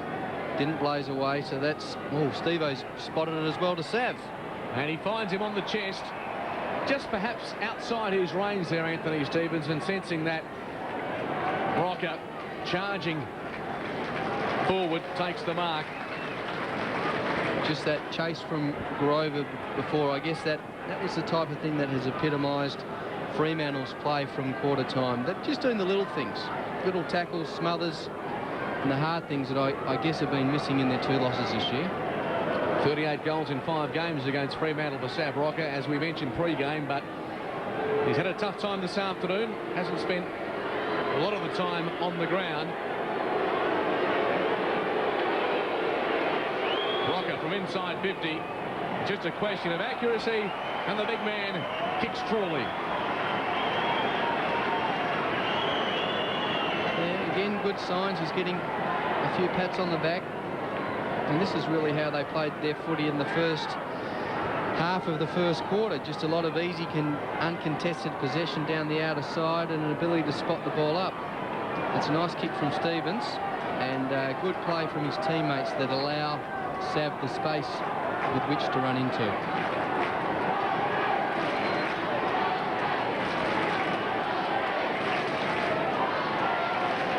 Very much like a basketball huddle there. Simmons had his 3 rovers around him in the middle. He decided where this one's going to go. It goes backwards. Carr couldn't quite gather it. Corey Jones will take it for the Roos. Will go inside 50. King's got front position. Good mark. It was good strength, wasn't it? Grover's not a light fellow. He's got a good presence about him. And King's just worked his way back into Grover as that ball's come on. Stood his ground with a fair amount of body weight. That's a pretty good mark. The Kangaroos have kicked 5 goals this quarter, 5 straight. To the Dockers, 2 goals. 2 goals, 5 as it turns out. A chance for King to kick their 6th for the term. And that record of Fremantle they're chasing, all-time record, they may get there, but what do they need? Another couple of goals? 9 points they need. As Clive Waterhouse comes to the bench, his day you would expect is over.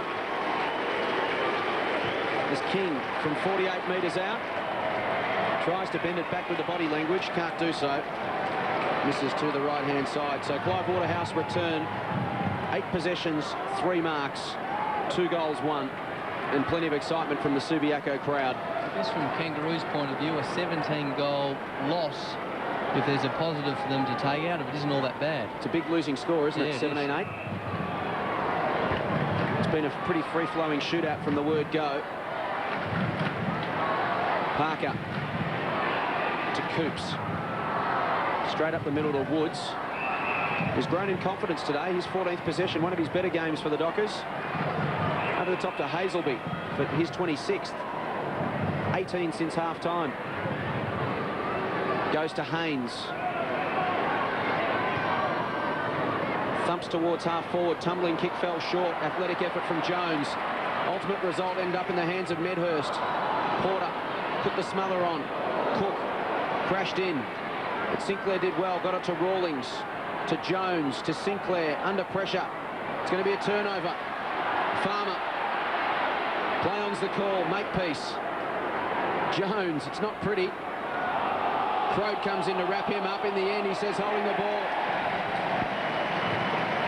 Not pretty, Jace, but that's exactly what they needed today, Fremantle. A forward line that was capable of scrapping with the Kangaroos. And they had about 3 or 4 chances in the Kangaroos to get the ball out of the forward area. But because of the pressure from guys like Crode, it's remained there. Ended up getting a free kick. It's good team play. 10 possessions, 4 marks to Trent Crode. He's kicked 1 goal, 3. He'll kick this from about 55 metres out. Got plenty of it. It's across the face of goal and a great mark to Medhurst.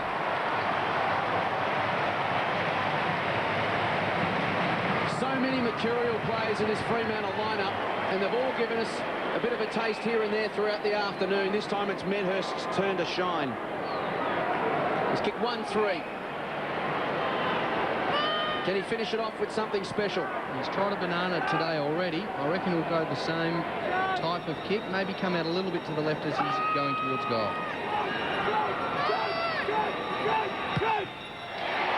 Finishes the job, was Paul Medhurst. He's got 2. And the Dockers are within 3 points of their all-time greatest score. They're 24-16, 160. The Kangaroos, 17-8, 110. He's just been allowed a free crack at that footy. Poor defence, really, from the Kangaroos. All the same, it's a great mark. But Medhurst has gone 2 or 3 metres beyond the goal there and just run in with no defender around him. Good finish as well.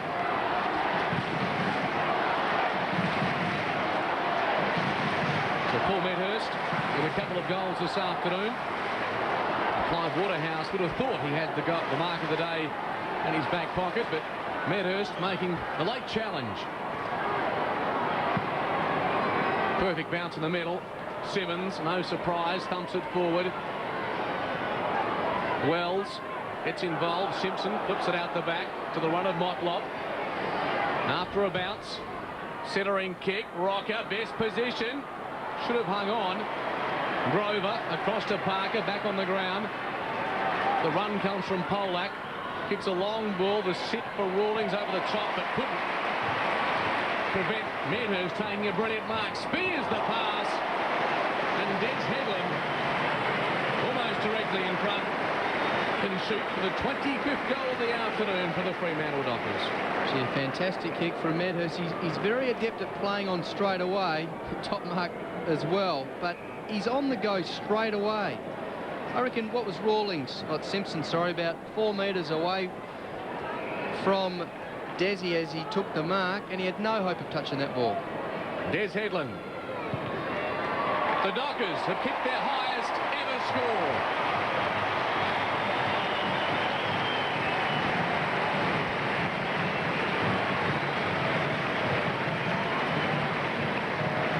Whichever way you look at it, Ben Allen, it has been a devastating performance after half-time. Yeah, they've just grown in confidence, haven't they? I mean, that's pretty hard to stop. I know Headland's been given a fair bit of room and isn't necessarily Simpson's opponent, but, gee, when the ball comes in that low and quick from someone like Medhurst, you can't get a fist on the footy. And I'll tell you, the most impressive thing today, apart from Simmons, has been the way that forward line has functioned for Freo. 56 points the margin. Colbert gets the clearance for the Roos, thumps it inside 50. Morrell off hands, free kick over the shoulder to Digby Morrell. 7 possessions, 1 mark to Digby this afternoon. He's kicked 1 goal, 1.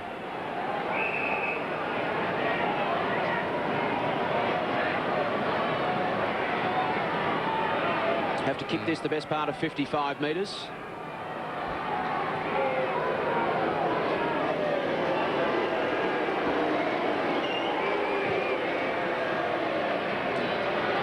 And he does. Digby Morrell gets his second. Minimum of fuss. He's got 2. And the Kangaroos have kicked 9 goals since half-time. It's amazing, and they trail by 50 points. They've kicked 18. That is amazing. And look, he's turned himself into a player. Digby, he's always had a great kicking action when he's full forward for West Perth. He's always had that potential, but he's changed his body shape, and he's got an ability to run out games now, so he's become more consistent as a consequence. So the margin back to 50 points. 43 goals, 24 for the afternoon. It's been an exciting game of football. Plenty of action, plenty of highlights. Headland, it's not over yet, to Cook. High ball, Medhurst underneath it. Rawlings did well, just got a well-timed hand in there. Watt tries to crash through. Colbert paddles it forward. Did well, got it to Simpson. He finds Grant. Through the middle to Clayton. Clayton's got a man in space. King, but closing beautifully was Coops. Did well, kept his eyes on the ball. Kept it in front of him. Straight up the middle to Cook. And he has it on the front edge of the centre square. Options are plenty inside 50. Hazelby, good hand in there from Simpson. Medhurst at ground level. Farmer tracking it back, but it'll be Sinclair to clear for the Roos from half back. Long ball inside the centre square. 2-on-1 favours the Dockers, and Coops playing with full of confidence to Grover. Out wide to McManus. They can set it up through Crode. 60 metres out. Nothing kick. Pitches just in front of Watt. Controls it eventually. Sinclair running out of space. Back to Watt. Good trace. Comes across to Jones. Left foot kick. Once again, Coops infringing this time. Had an arm around the neck of David King. It was spotted. An open forward line, the Roos. Rocker and Harvey down there. So is Morrell. David King again goes for the spiral. An ugly looking effort. Polak dropped what he should have taken. Walker's there to support. Polak's hurt behind play. Bell was ill yesterday, but certainly has come out today and played a captain's role. Hazelby, a little indecisive. Medhurst has the set and takes a specky. What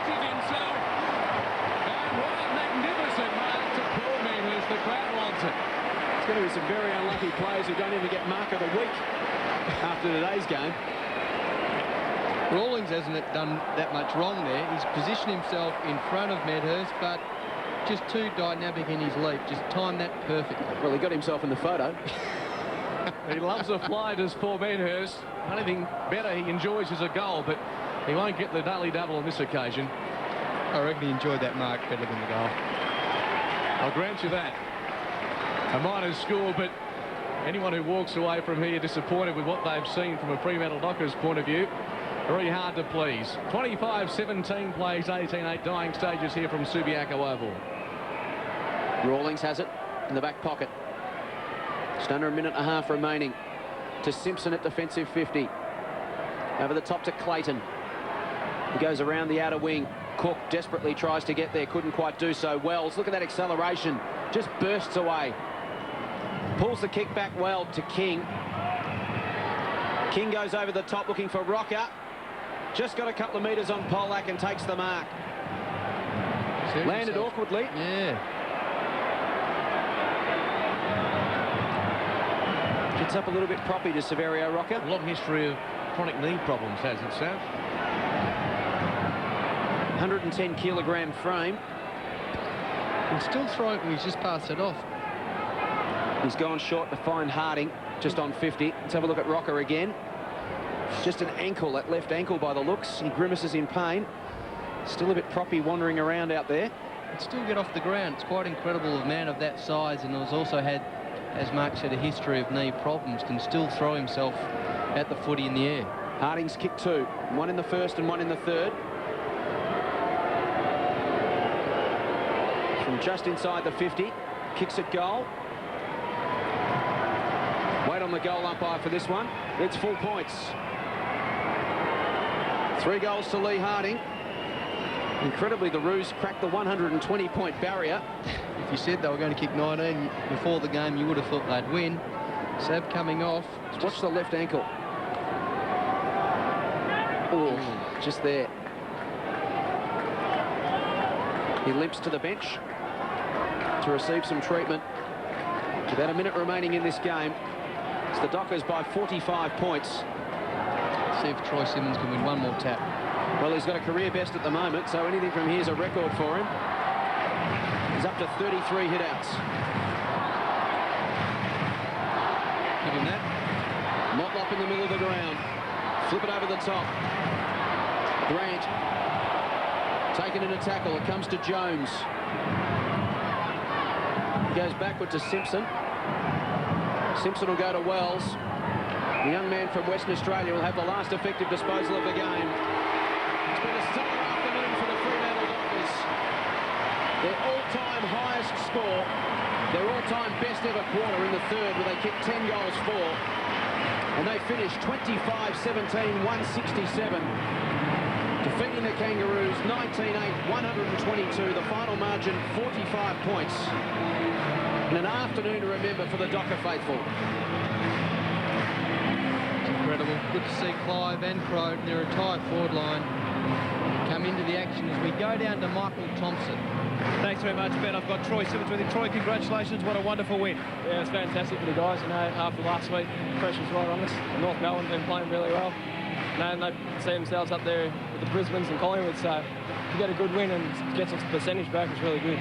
Just tell us about the centre bounce, and you had more than 40. It's a record for you, and it was just great to watch the teamwork between yourself and the midfielders. Yeah, we've been working pretty hard now. I've been here a year. We're starting to, you know, really gel together. And the boys are really fantastic. Pav in there, it's really providing some good strength. Hayes just seems to get on the end of them all, and you know, with guys like Kari and that, we're really working well, and hopefully we can keep going. Big derby next week. Yeah, looking forward to it. Can't wait. Good luck. Thanks, mate. Duh. Super afternoon from Troy Simmons. Swagger, multiple goal kickers. It was such a balanced performance up forward, Ben. 3 to Longmuir, Pavlich, Bell and Farmer. 2 each to Hazelby, Carr, Cook, Headland, Medhurst. Not one player up forward stood out. It was such a balanced performance. They all bobbed up with a bit of individual brilliance here and there. As we head back down to Michael Thompson. Matthew Carr is with me. Matthew, congratulations, a wonderful win. It was a delight to watch the work in the centre of the ground and the midfielders working together. Yeah, I think we won a fair few centre breaks today, so the boys are starting to get a good understanding of each other, so yeah, it was good. Did you feel much pressure during the week? Not really. Until today, I picked up the paper and I had a look, and I realised I knew it was a crunch game, but they always are, so you know, it was nothing different. It's an even bigger one next week. Yeah, looking forward to it. It's a chance for us to really have a crack at West Coast. I don't think we've beaten them in the first round of the derbies yet, so no, it'll be good. Congratulations on a great game. Thanks, Tomo. Matthew Carr finishing with 25 possessions. Peter Bell led the way with 31. Hazelby with 27, including 19 after half-time. Carr 25, Pavlich 22, Cook 21. Headland and Medhurst 17 possessions. While for the Kangaroos, it was 3 goals to Grant, Harvey and Harding, 2 each to Morell and Motlop. Adam Simpson with 26 possessions led the game for them. Grant had 22, Sinclair 22, Stevens 20. Mark Redding's an afternoon to remember for the Dockers. Well, the supporters, they do stick by them through thick and thin. They've had some tough afternoons watching them play away from home, but no complaints at Subiaco Oval for some time now. And they can really set up their season over the next fortnight. They've got the Western Derby, as Tomo mentioned, next weekend, and then another home game against Essendon. So in the course of 3 weeks, the Dockers perhaps can make their bid as a top 8 side. Just 6 goals last week, 25 this week. The Kangaroos will head back to Melbourne and play Carlton at the Telstra Dome in an important game for them next weekend. They'll be looking to bounce back and bounce back hard. 45-point win to the Fremantle Dockers. And Ben, it was a great performance because not only did they win and win well, it gave the younger players an opportunity to step up in that confident environment and just build their own games as we went. We'll talk about the likes of Haynes, Woods, Coops and those sort of players. Yeah, they did. You see Shane Parker, arguably Fremantle's best ever produced player, getting carried off in his 150th. We go down again to Tomo. I've got the coach, Chris Conley. Chris, congratulations. What a great win. Yeah, look, it was terrific to win and kick a big score, but you know, we've still got a lot of work to do and we'll get better and better. You know, they're a terrific group and, you know, it's good to be 2-2 after 4 rounds. We'll let you enjoy it with the boys. Thank you. Special moment in the brief history of the Fremantle Football Club. Shane Parker, the first player to ever play 150 games for the club. And you couldn't find a better way to celebrate your 150th with the all-time club record score, their all-time best quarter. And just a wonderful afternoon for Docker fans. And another record for the first time 7 Aboriginal boys have lined up in an AFL side together. They were all pretty happy as they were walking off. Still a very unheralded backline, the Fremantle Dockers at the moment, but some young players there who are learning, as Chris Connolly says, game by game. Yeah, Hayden's been good for him, hasn't he, down there? Just picking up the small forwards. Desi started the game there, which is unfamiliar for him on Shannon Grant. And Dion Woods, he had a reasonable game there as well. Kangaroos finished with 7 goals in the final term. Dockers adding 4. But in the end, it was Fremantle at every change. They led by 2 points at quarter time, 12 points at half time, 58 points at 3/4 time when they added 10 goals forward to 3 goals for. And the final margin, 45 points, 25-17, 167 to the Kangaroos, 19-8, 122 as they assemble for the song.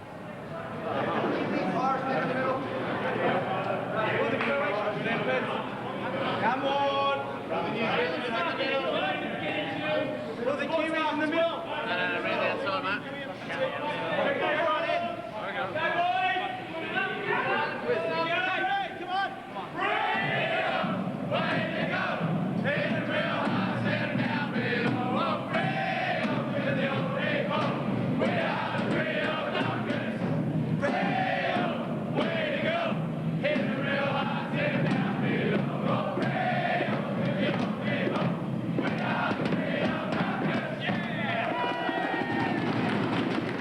Well, the drums were pounding for the Fremantle Dockers this afternoon. In the end, they ran out 45-point winners. Great day for Fremantle fans. The Roos will lick their wounds and come again.